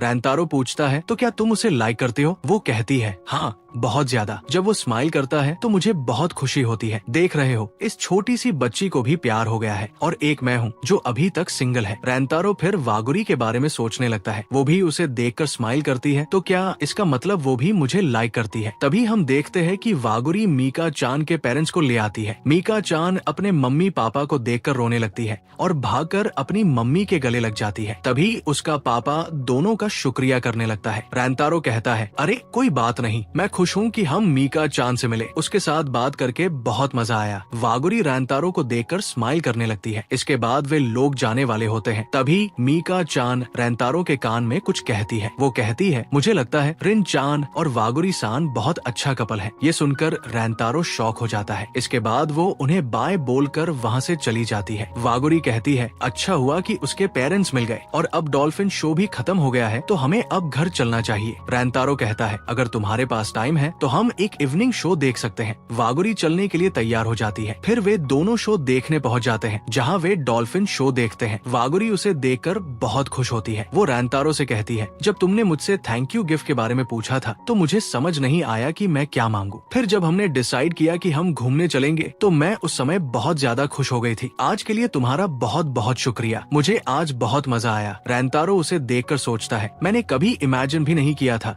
कि मैं कभी ऐसा कुछ महसूस करूंगा, लेकिन मुझे अब सब साफ समझ आ गया है। मैं अब इस एहसास को इग्नोर नहीं कर सकता। लगता है मुझे वागुरी सान से प्यार हो गया है। फिर इसके बाद हम देखते हैं कि रैंतारो स्कूल जा रहा होता है, जहाँ उसे देख के लोग पता नहीं क्यों काफी डर रहे थे। स्कूल में भी यही हाल होता है। वहीं पर ओसामी का हाल काफी खराब होता है। वो कहता है, पता नहीं ये बारिश का मौसम कब खत्म होगा। फिर वो कहता है, ये रैंतारो कहाँ है, आज वो काफी लेट हो गया है। तभी एकदम से रैंतारो की एंट्री होती है, जिसे पता नहीं क्या हुआ है, काफी भयानक लग रहा था। अयातो उसे गुड मॉर्निंग कहता है और पूछता है, रैंतारो तुम्हें कुछ हुआ है क्या? तुम्हारी एंट्री भी काफी खतरनाक थी। तभी रैंतारो काफी भयानक तरीके से उसे गुड मॉर्निंग बोलता है, जिसे देखकर सब लोग हैरान हो जाते हैं और कहते हैं, तुम्हारी आंखें सूजी सूजी लग रही है। रैंतारो कहता है, क्या मैं अजीब दिख रहा हूँ? सब लोग एक साथ बोलते हैं, हाँ तुमने सही कहा। फिर साको कहता है, तुमने आज ब्लेजर क्यों पहना है? आज से तो हमारी यूनिफॉर्म चेंज हो गई है। रैंतारो कहता है, हाँ यार तुमने सही कहा। फिर अयातो और ओसामी कियो हाई स्कूल की बातें करने लगते हैं कि उन लोगों की भी यूनिफॉर्म चेंज हो गई होगी। तभी अचानक रैंतारो अपनी बुक्स गिरा देता है, जिसे देखकर वो लोग फिर से हैरान हो जाते हैं। वो लोग कहते हैं, लगता है आज पक्का रैंतारो को कुछ हुआ है। अयातो अपनी दोस्त की चिंता में कहता है, क्या हमें उससे ये पूछना चाहिए? तभी साकू कहता है, नहीं वो एकदम ठीक है, अगर उसे कुछ हुआ भी है तो वो हमें खुद बता देगा। इस बात पे दोनों अग्री करते हैं, लेकिन उनके चेहरों पर अपने दोस्त के लिए फिक्र साफ दिख रही थी। वही रैंतारो का दिल और दिमाग कल की उन बातों में उलझा हुआ था। वागुरी का चेहरा, उसकी मुस्कान, उसकी हर बात जैसे उसके दिल में गहरे उतर गई थी। वो ये सब सोच सोच कर परेशान हो रहा था। खिड़की की तरफ देखते हुए उसका मन बेचैन हो उठा। वो सोचता है, पता नहीं इस टाइम पर वागुरी क्या कर रही होगी, क्या वो पढ़ रही होगी या सुबारू से बातें कर रही होगी। ये ख्याल उसे और बेचैन कर देता है। वो खुद से कहता है, अरे नहीं, मैं फिर से वागुरी के बारे में सोचने लग गया। पता नहीं मुझे क्या हो रहा है, उसका चेहरा बार बार मेरे सामने क्यों आ रहा है। अब भाई उसको कौन समझाए कि उसे वागुरी से प्यार हो गया है। तभी ओसामी रैंतारो से कहता है, क्या तुम सैटरडे को फ्री हो? रैंतारो पूछता है, क्यों तुम्हें कुछ काम है क्या? ओसामी कहता है, असल में हम सब लोग तुम्हारे घर चलने का प्लान बना रहे हैं और वैसे भी हमारे मिड टर्म एग्जाम भी खत्म हो गए हैं, तो हमने सोचा कि क्यों ना थोड़ी मस्ती की जाए, और हमने अभी तक तुम्हारा घर भी नहीं देखा है तो वो भी देख लेंगे। रैंतारो इस बात पर थोड़ा कंफ्यूज हो जाता है, क्योंकि वो नहीं चाहता था कि उसके दोस्तों को उसकी बेकरी की शॉप के बारे में पता लगे। उसे याद आया कि कैसे कुछ लड़कियों ने उसकी बेकरी शॉप का मजाक उड़ाया था। वो नहीं चाहता था कि उसके दोस्तों को उसकी फैमिली की सच्चाई पता चले। रैंतारो के चेहरे की उदासी देखकर ओसामी कहता है, अगर तुम नहीं चाहते तो कोई बात नहीं, हम कहीं और चलेंगे। रैंतारो अपने दोस्तों को देखता है, उनके चेहरों पर सच्ची दोस्ती की चमक थी। वो सोचता है, मैंने इनसे अपनी फैमिली की बातें क्यों छुपाई? ये तो मेरे दोस्त है, क्या मुझे इनसे सच छुपाना चाहिए? उसका दिल जैसे उसे हिम्मत दे रहा था। तभी ओसामी उसके परेशान चेहरे को देखकर कहता है, कोई बात नहीं रैंतारो, हम मेरे घर पर चलेंगे। तभी रैंतारो अपने डर को पीछे छोड़ते हुए कहता है, नहीं ठीक है, हम मेरे घर पर ही चलेंगे, मैं अपने पेरेंट्स से भी पूछ लूंगा। ओसामी ये सुनकर इतना खुश हो जाता है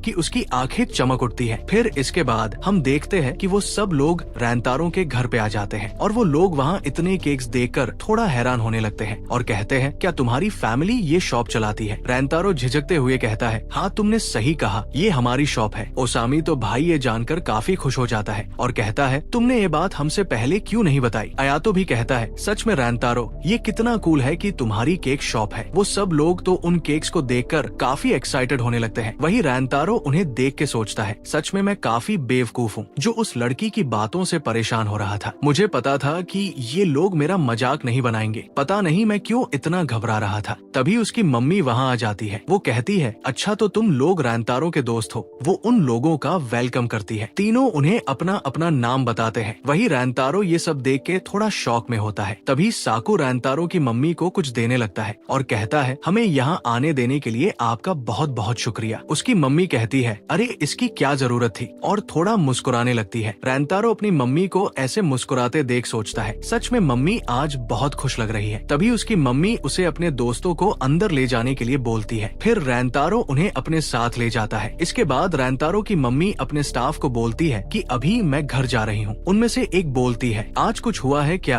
आपका मूड काफी अच्छा लग रहा है। वो कहती है, आज मेरा बेटा पहली बार अपने दोस्तों को यहाँ लेके आया है। उसकी ये बात सुन के इन लोगों को भी यकीन नहीं होता कि रैंतारो भी ऐसा कर सकता है, क्योंकि रैंतारो ने ऐसा पहले कभी नहीं किया था। तभी उसकी मम्मी को किसी की आवाज आती है और वो कौन है आपको थोड़ी देर में पता चल जाएगा। इसके बाद रैंतारो की मम्मी वहाँ से चली जाती है। वही रैंतारो के दोस्त उसके घर को देख के काफी एक्साइटेड हो रहे थे। तभी ओसामी रैंतारो के बचपन की फोटो देखने लगता है। वो पूछता है, तुम्हारे बगल में ये जो खड़ा है, क्या वो तुम्हारा बड़ा भाई है? इससे हमें पता चलता है कि रैंतारो का एक बड़ा भाई भी है। अयातो कहता है, सच में तुम्हारा बड़ा भाई तो बिल्कुल तुम्हारे जैसा ही है। वही रैंतारो को उन्हें अपने घर में लाकर थोड़ा अजीब सा लग रहा था। तभी रैंतारो की मम्मी उसे बुलाने लगती है। फिर रैंतारो जाता है तो देखता है कि वागुरी और सुबारू भी यहाँ आ जाते हैं। रैंतारो वागुरी को देखकर शॉक हो जाता है और कहता है, तुम यहाँ क्या कर रही हो? वागुरी कहती है, सॉरी हम अचानक से यहाँ आ गए। तभी उसकी मम्मी बताती है, ये लोग यहाँ केक खरीदने आए थे, इसलिए मैं इन्हें यहाँ ले आई। वहीं पर हम देखते हैं कि सुबारू काफी शर्मा रही होती है। उन दोनों को देख के बाकी सब लोग भी शॉक में होते हैं। रैंतारो की मम्मी कहती है, मैंने सुना कि तुम सब लोग दोस्त हो, तो क्यों ना आज एक साथ यहाँ पे लंच करो। वागुरी कहती है, सॉरी हम लोग तुम्हें परेशान कर रहे हैं। ओसामी कहता है, अरे इसमें परेशान होने की क्या बात है, तुम्हारा यहाँ स्वागत है। साकू कहता है, तुम स्वागत तो ऐसे कर रहे हो जैसे ये तुम्हारा घर हो। वहीं पर सुबारू अभी भी काफी शर्मा रही थी। तभी रैंतारो की मम्मी कहती है वागुरी के साथ, क्या तुम भी कियो हाई स्कूल से हो? सुबारू कहती है, हाँ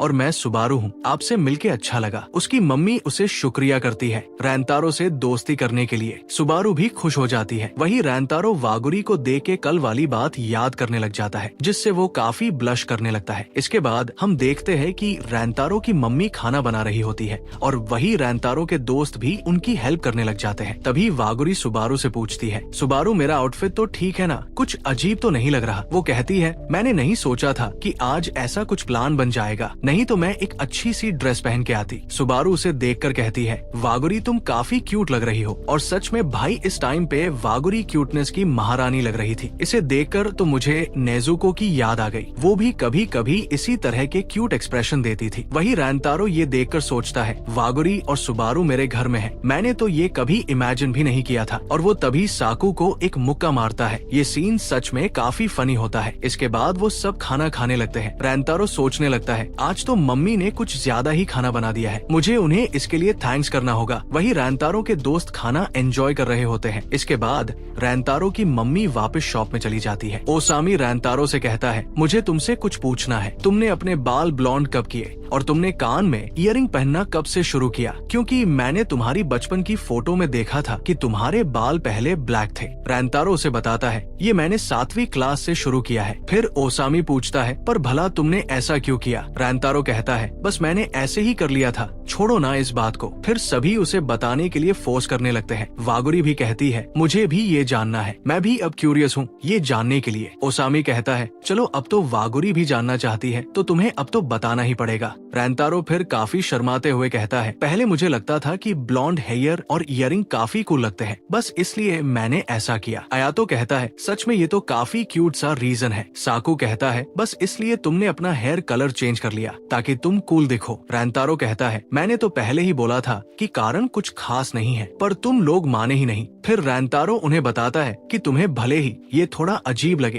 पर शुरू से ही मेरे कोई दोस्त नहीं थे। मुझे स्कूल भी काफी बोरिंग लगता था। एक दिन मेरे पेरेंट्स मुझे एक केक शॉप पे लेकर गए जो एक फॉरेनर चलाता था। वहाँ केक्स काफी टेस्टी थे और वो शॉप भी काफी सुंदर थी। फिर जब मेरी नजर उसके मालिक पर गई जो केक्स बनाते हुए काफी खुश दिख रहा था, मैं उसे देखकर थोड़ा जेलस फील करने लगा। फिर मैंने सोचा एक दिन मैं भी उसकी तरह ऐसे ही खुश रहूंगा, इसलिए मैंने भी उसकी तरह अपने बाल कलर करने और इयरिंग पहनने का डिसाइड कर लिया। फिर जब मैंने इस बारे में अपने पेरेंट्स को बताया तो वो भी इसके लिए मान गए। उस टाइम मैंने सोचा कि शायद वो मना कर देंगे, और वैसे भी मुझे शुरू से ही हर चीज के लिए मना किया गया था। इसलिए उस दिन जब मम्मी ने वो सब करने के लिए हाँ किया तो पहली बार मुझे काफी खुशी हुई। फिर इसके बाद जब मैंने अपने बालों का कलर चेंज किया तो सब लोग मुझसे और भी ज्यादा दूरी बनाने लग गए, इसलिए मैंने भी लोगों से दूरी बनानी शुरू कर दी। मिडिल स्कूल में तो लोग मुझसे आंखें भी नहीं मिलाते थे। उसकी ये बातें सुन के सब लोग थोड़ा इमोशनल हो गए थे। फिर ओसामी पूछता है, तो क्या तुम बचपन से अब तक इतना बदल गए हो? रैंतारो कहता है, नहीं, बस बाल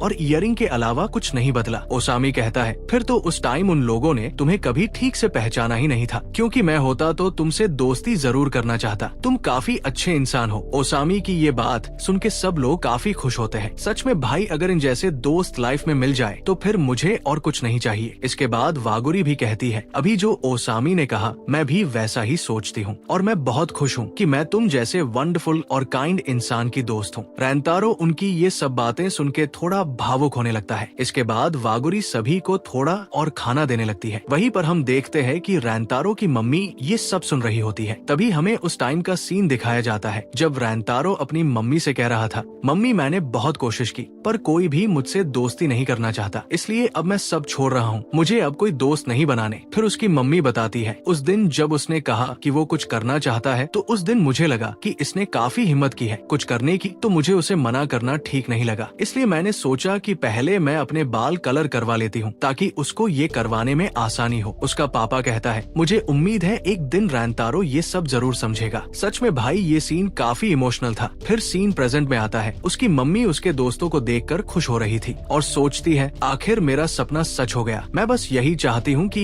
रैंतारो खुश रहे और बहुत सारे दोस्त बनाए। इसके बाद वो उन लोगों को खाने के लिए केक देने लगती है। वागुरी तो भाई वो केक देखकर काफी एक्साइटेड हो जाती है। फिर उसकी मम्मी उन्हें वो केक देकर वहाँ से जाने लगती है। तभी रैंतारो उन्हें रोकता है और उनका धन्यवाद करता है। उसकी मम्मी ये सुन के थोड़ी भावुक हो जाती है और फिर वहाँ से चली जाती है। इसके बाद हम देखते हैं कि ओसामी और साकू वीडियो गेम खेल रहे होते हैं जिसमें ओसामी जीत जाता है। साकू बेचारा उदास हो जाता है। तब ओसामी उससे कहता है, अरे कोई बात नहीं भाई, अगली बार तुम पक्का जीत जाओगे। तभी अयातो कहता है, वागुरी तुम गेम खेलने में कैसी हो? वागुरी कहती है, उतनी अच्छी तो नहीं हूँ पर कभी कभी खेल लेती हूँ। उसकी ये बात सुन के रैंतारो कहता है, मुझे पता है तुम अच्छा ही खेलती होगी, जिसे सुन के वागुरी स्माइल करने लगती है। फिर ओसामी पूछता है, रैंतारो क्या तुम भी केक शॉप में हेल्प करते हो? रैंतारो जवाब देता है, हाँ कभी कभी कर देता हूँ, पर तुम ऐसा क्यों पूछ रहे हो? ओसामी कहता है, मुझे लगा तुम समर ब्रेक में बिजी रहोगे। रैंतारो कहता है, नहीं वैसे इतना बिजी भी नहीं रहूंगा। ये सुन के ओसामी खुश होते हुए कहता है, तो क्यों ना हम कहीं घूमने चले। तब अयातो कहता है, वैसे रैंतारो तुम कहाँ जाना चाहते हो? रैंतारो कहता है, मैं बीच पर फायरवर्क्स देखना चाहता हूँ। ओसामी एक्साइटेड होते हुए कहता है, ये तो काफी अच्छा प्लान है। फिर वो वागुरी से पूछता है, क्या तुम भी आना चाहोगी? वागुरी खुश होते हुए कहती है, सच में? क्या ऐसा हो सकता है? मतलब हम भी साथ चल सकते हैं। फिर वो सुबारू से भी चलने के लिए बोलती है। सुबारू कहती है, हाँ मजा तो आएगा, बट समर ब्रेक से पहले हमारे एग्जाम भी तो है, उसकी पढ़ाई भी तो करनी है। और भाई एग्जाम वाली बात सुन के बाकी लोगों की एक्साइटमेंट वही खत्म हो जाती है। ओसामी सिर पकड़ते हुए कहता है, मेरा तो सारा मूड खराब हो गया। फिर वो इस उम्मीद में कि साकू पहले की तरह उसे पढ़ा देगा उसकी तरफ देखता है, बट साकू वही उसे मना कर देता है कि उसे पढ़ाना मेरे बस की बात नहीं है। तभी वागुरी एक्साइटेड होते हुए कहती है, क्यों ना हम ग्रुप स्टडी करें। और ये सुन के सब लोग शॉक हो जाते हैं। वही वागुरी उन्हें देखकर मुस्कुराने लगती है। फिर इसके बाद वो सब लोग एक रेस्टोरेंट रेस्टोरेंट में आते हैं जहाँ वो सभी पहले अपने लिए खाना ऑर्डर करने लगते हैं। ओसामी वहाँ काफी उतावला हो रहा था। साकू कहता है, आज तुम इतना लेट क्यों हो गए, जिस पर ओसामी उससे माफी मांगता है। फिर वो उन दोनों से पूछता है, आप लोग क्या ऑर्डर कर रहे हो। सुबारू काफी शर्माते हुए कहती है, मैं सैंडविच ऑर्डर करूंगी। वही वागुरी काफी कंफ्यूज होती है कि वो क्या ऑर्डर करे। वो रैंतारो से पूछने लगती है। फिर इसके बाद वो दोनों पास्ता खाने का डिसाइड करते हैं। रैंतारो के दोस्त उसे देखकर काफी खुश हो रहे होते हैं। फिर तभी ओसामी एक्साइटेड होते हुए कहता है, आज हम जम के खाना खाएंगे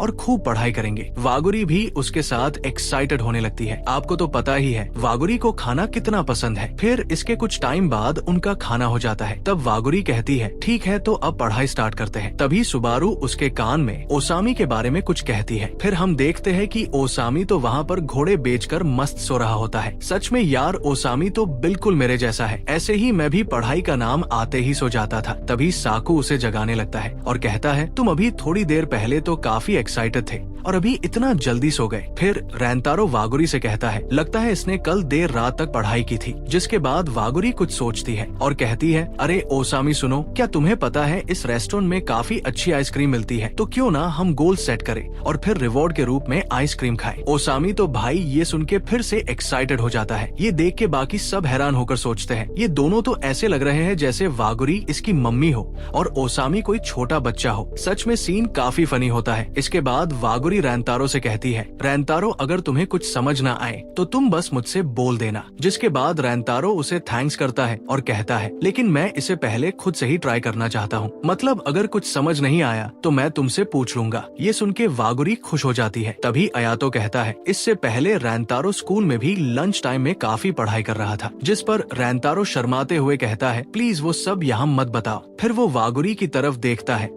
जो बस उसे ही देखे जा रही थी। फिर वो कहता है, मैं बहुत खुश हूँ कि तुम मेरी पढ़ाई में हेल्प कर रही हो, बट मुझे काफी बुरा लगता है जब मैं हर बात पर तुम लोगों पर निर्भर होता हूँ। वैसे भी अब मैं पहले जैसा था वैसा नहीं रहना चाहता। फिर वो कहता है, अगर मुझे कुछ समझ नहीं आया तो मैं पक्का तुमसे पूछ लूंगा। ये सुन के वागुरी काफी खुश होकर कहती है, हाँ तुम ऐसा कर सकते हो, मुझे कोई दिक्कत नहीं है। इसके बाद हम देखते हैं कि ओसामी लगातार सुबारू की तरफ देखे जा रहा था। सुबारू पूछती है, तुम्हें कुछ हुआ है क्या? ओसामी कहता है, ये इतनी मोटी चीज क्या है? सुबारू कहती है, ये बस मेरी एक नोटबुक है। जिसके बाद ओसामी कहता है, तुम्हारे स्कूल वाले इतनी मोटी बुक देते हैं और एक हमारी नोटबुक है जो एकदम पतली है। अब भाई ऐसा तो होना ही था, आखिर सरकारी टाइप स्कूल से आप उम्मीद भी क्या कर सकते हो। वहीं पर ये देखकर सुबारू भी थोड़ी हैरान होती है। फिर ओसामी कहता है, सच में तुम्हारा स्कूल तो काफी शानदार है। तभी अयातो कहता है, चलो अब थोड़ा पढ़ाई पर भी फोकस कर लो। हम देखते हैं कि सुबारू अभी भी शॉक में होती है और सोचती है, ऐसी नोटबुक तो मैं बचपन में यूज करती थी। इसके बाद हम लोग देखते हैं कि सब लोग पढ़ाई करने में काफी बिजी होते हैं। तभी रैंतारो वागुरी से कुछ पूछने वाला होता है पर उसके चेहरे को देखकर रुक जाता है। वागुरी इस टाइम पर पढ़ाई करते हुए काफी क्यूट दिख रही थी। तभी वागुरी ये नोटिस करके बोलती है, सॉरी मैंने सुना नहीं, तुम्हें कुछ पूछना है क्या? फिर रैंतारो उसे अपनी प्रॉब्लम दिखाने लगता है। रैंतारो सोचने लगता है, इसका अभी जो एक्सप्रेशन था वो बिल्कुल पहले की तरह था, एकदम क्यूट। तभी वागुरी कहती है, तुम्हें सब समझ तो आया ना जो अभी मैंने समझाया? रैंतारो तो अपने ख्यालों में खोया हुआ था, इसलिए उसने ध्यान ही नहीं दिया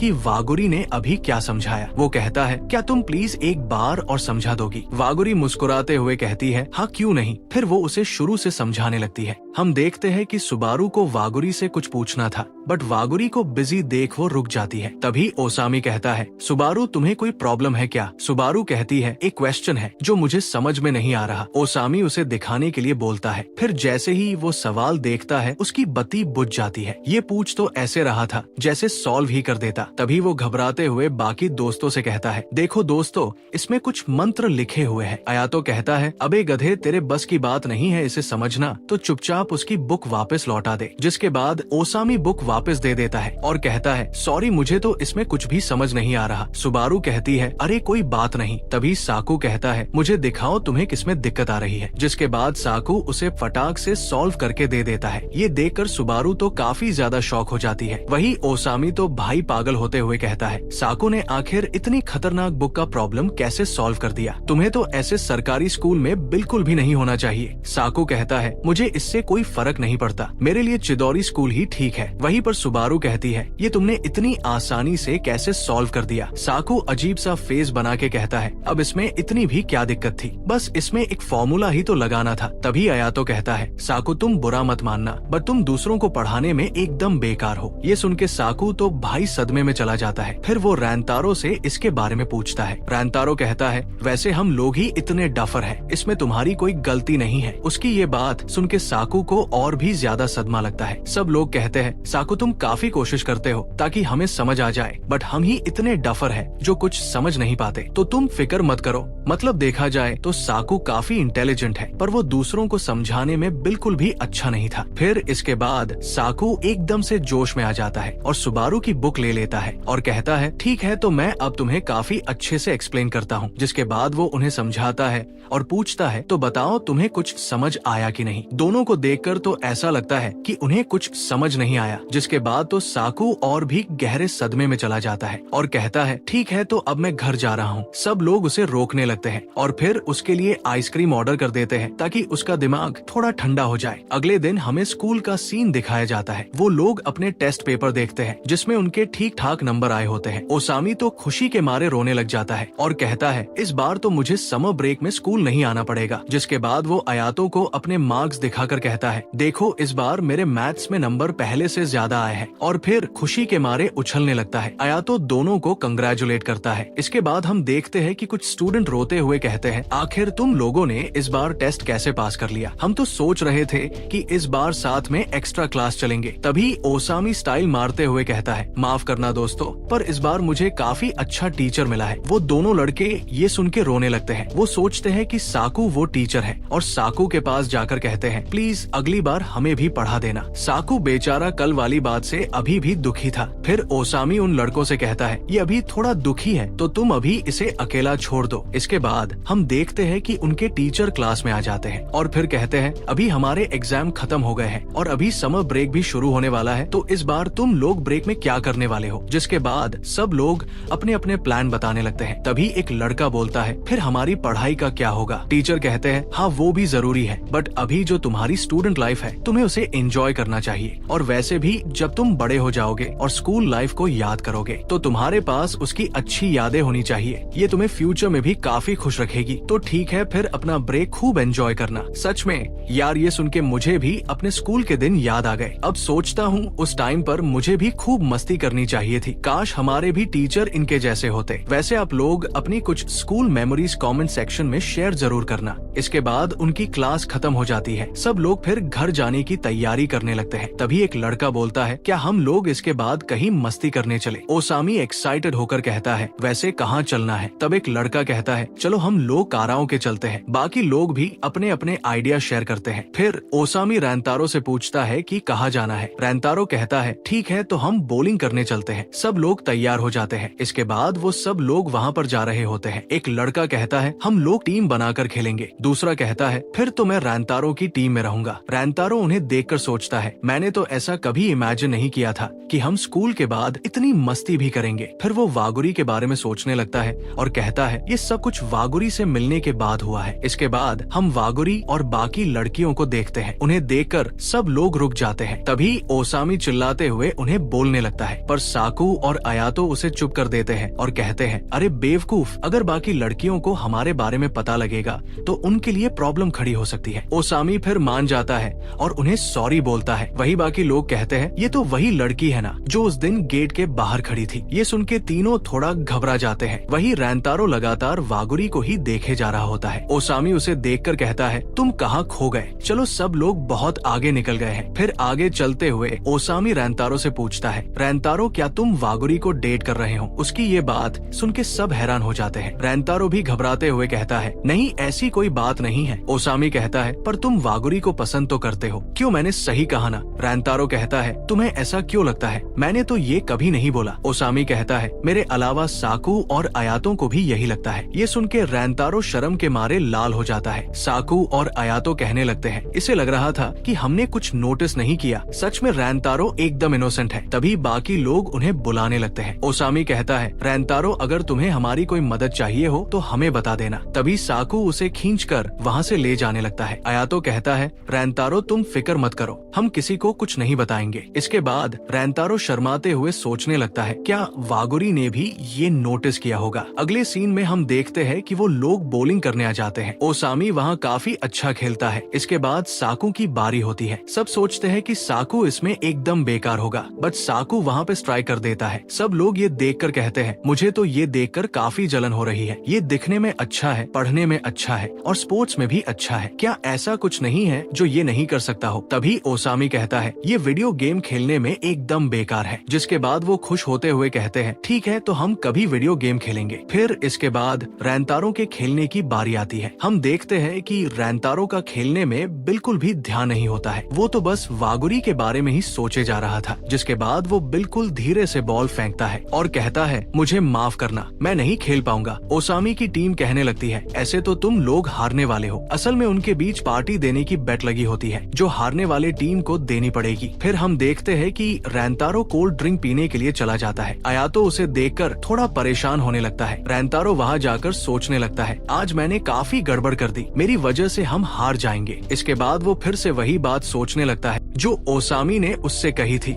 फिर वो कहता है वैसे भी ये जरूरी नहीं है कि हम डेट करें, मेरे लिए तो वागुरी की स्माइल ही काफी है। सच में भाई इनका लव एंगल तो काफी सीरियस होता जा रहा है। तभी वहाँ आयातो आ जाता है। वो भी अपने लिए थोड़ी कोल्ड ड्रिंक लेता है। रैंतारो उससे आज के लिए माफी मांगता है। आयातो कहता है कोई बात नहीं, मुझे पता है कि तुम ओसामी की बात से परेशान हो। उसने कहा था कि तुम लोग डेट कर रहे हो। ये सुन के रैंतारो को एकदम से खांसी चलने लगती है। आयातो कहता है तुम्हें थोड़ा आराम से पीना चाहिए। फिर वो कहता है ओसामी ने वो बात बस ऐसे ही बोल दी थी, इसलिए तुम उसे सीरियस मत लो। तब रैंतारो उससे पूछता है आयातो तुम्हें क्या लगता है डेट का क्या मतलब होता है? आयातो कहता है अब मुझे इसके बारे में भला क्या पता होगा, मैंने कौन सा किसी को डेट किया है। और वैसे भी तुम ये बात क्लास में किसी से मत पूछना, नहीं तो वो सब लोग तुम्हारी इंक्वायरी लेना शुरू कर देंगे। और किसी भी सिंगल लड़के से डेट के बारे में भी मत पूछना, वो भी मेरी तरह ही जवाब देगा। फिर वो कहता है मुझे ज्यादा आइडिया तो नहीं है, बट डेटिंग का मतलब है जब तुम्हें कोई पसंद आ जाए और तुम उसके साथ टाइम स्पेंड करने लग जाओ। फिर इसके बाद वो कहता है आज जब तुमने पहली बार मुझसे एडवाइस ली तो मुझे थोड़ा सरप्राइज फील हुआ। इसके बाद रैंतारो कहता है क्या सच में तुम लोग बिना कहे मेरी फीलिंग्स समझ लेते हो? आयातो जवाब देता है हाँ तुमने सही कहा और मैं इस बात से बहुत खुश हूँ कि तुम हमारे साथ अपने इमोशन शेयर करते हो। पहले तो तुम उन्हें अपने अंदर ही दबा लेते थे, पर फिर तुमने हमारे साथ अपना पास्ट शेयर भी किया। ये बताता है कि तुम हम पर ट्रस्ट करते हो। रैंतारो सीरियस होकर कहता है मैं तुम लोगों पर बहुत ट्रस्ट करता हूँ। फिर उसे महसूस होता है कि उसने कुछ ज्यादा ही बोल दिया। फिर इसके बाद आयातो कहता है अगर तुम्हें वागुरी को लेकर कुछ भी फीलिंग्स है तो मैं तुम्हें जरूर सपोर्ट करूंगा। ये सुन के रैंतारो खुश होकर कहता है तुम्हारा शुक्रिया, अब मुझे थोड़ा बेटर फील हो रहा है। तभी एक लड़का उन दोनों को बुलाने लगता है। इसके बाद रैंतारो दूसरी टीम का स्कोर देखकर थोड़ा परेशान होने लगता है। तभी आयातो कहता है ओसामी ने जो भी आज बकवास की है चलो उसका बदला लेते हैं, हम उसे हरा के सबक सिखाएंगे। तो बताओ तुम्हें क्या लगता है? रैंतारो भी एक्साइटेड होकर कहता है चलो तो फिर ऐसा ही करते हैं। इसके बाद हमें रैंतारो के घर का सीन दिखाया जाता है। रैंतारो नहाकर आता है तो देखता है कि उसके फोन में काफी सारे मैसेज आ रहे थे जहां आयातो ओसामी के काफी मजे ले रहा होता है क्योंकि वो लोग उसे हरा देते हैं। फिर तभी आयातो समर ब्रेक के प्लान के बारे में पूछता है। रैंतारो सोचता है इस बार समर ब्रेक वो भी वागुरी के साथ, सच में काफी मजा आएगा। फिर वो कहता है उसने मुझे पढ़ाया था तो मुझे उसे थैंक्स तो बोलना ही है। फिर वो अपना फोन देखने लगता है जिसमें सुबारू का मैसेज आया होता है जिसे देखकर वो थोड़ा शॉक हो जाता है। सुबारू ने मैसेज में बताया होता है कि इस 22 तारीख को वागुरी का बर्थडे है और इसी सरप्राइज के साथ ये एपिसोड यहीं पर खत्म हो जाता है। इस बार आगे क्या होने वाला है उसके लिए मैं तो भाई काफी एक्साइटेड हूँ। ठीक है तो फिर मिलते हैं अगले एपिसोड में, तब तक के लिए गुड बाय।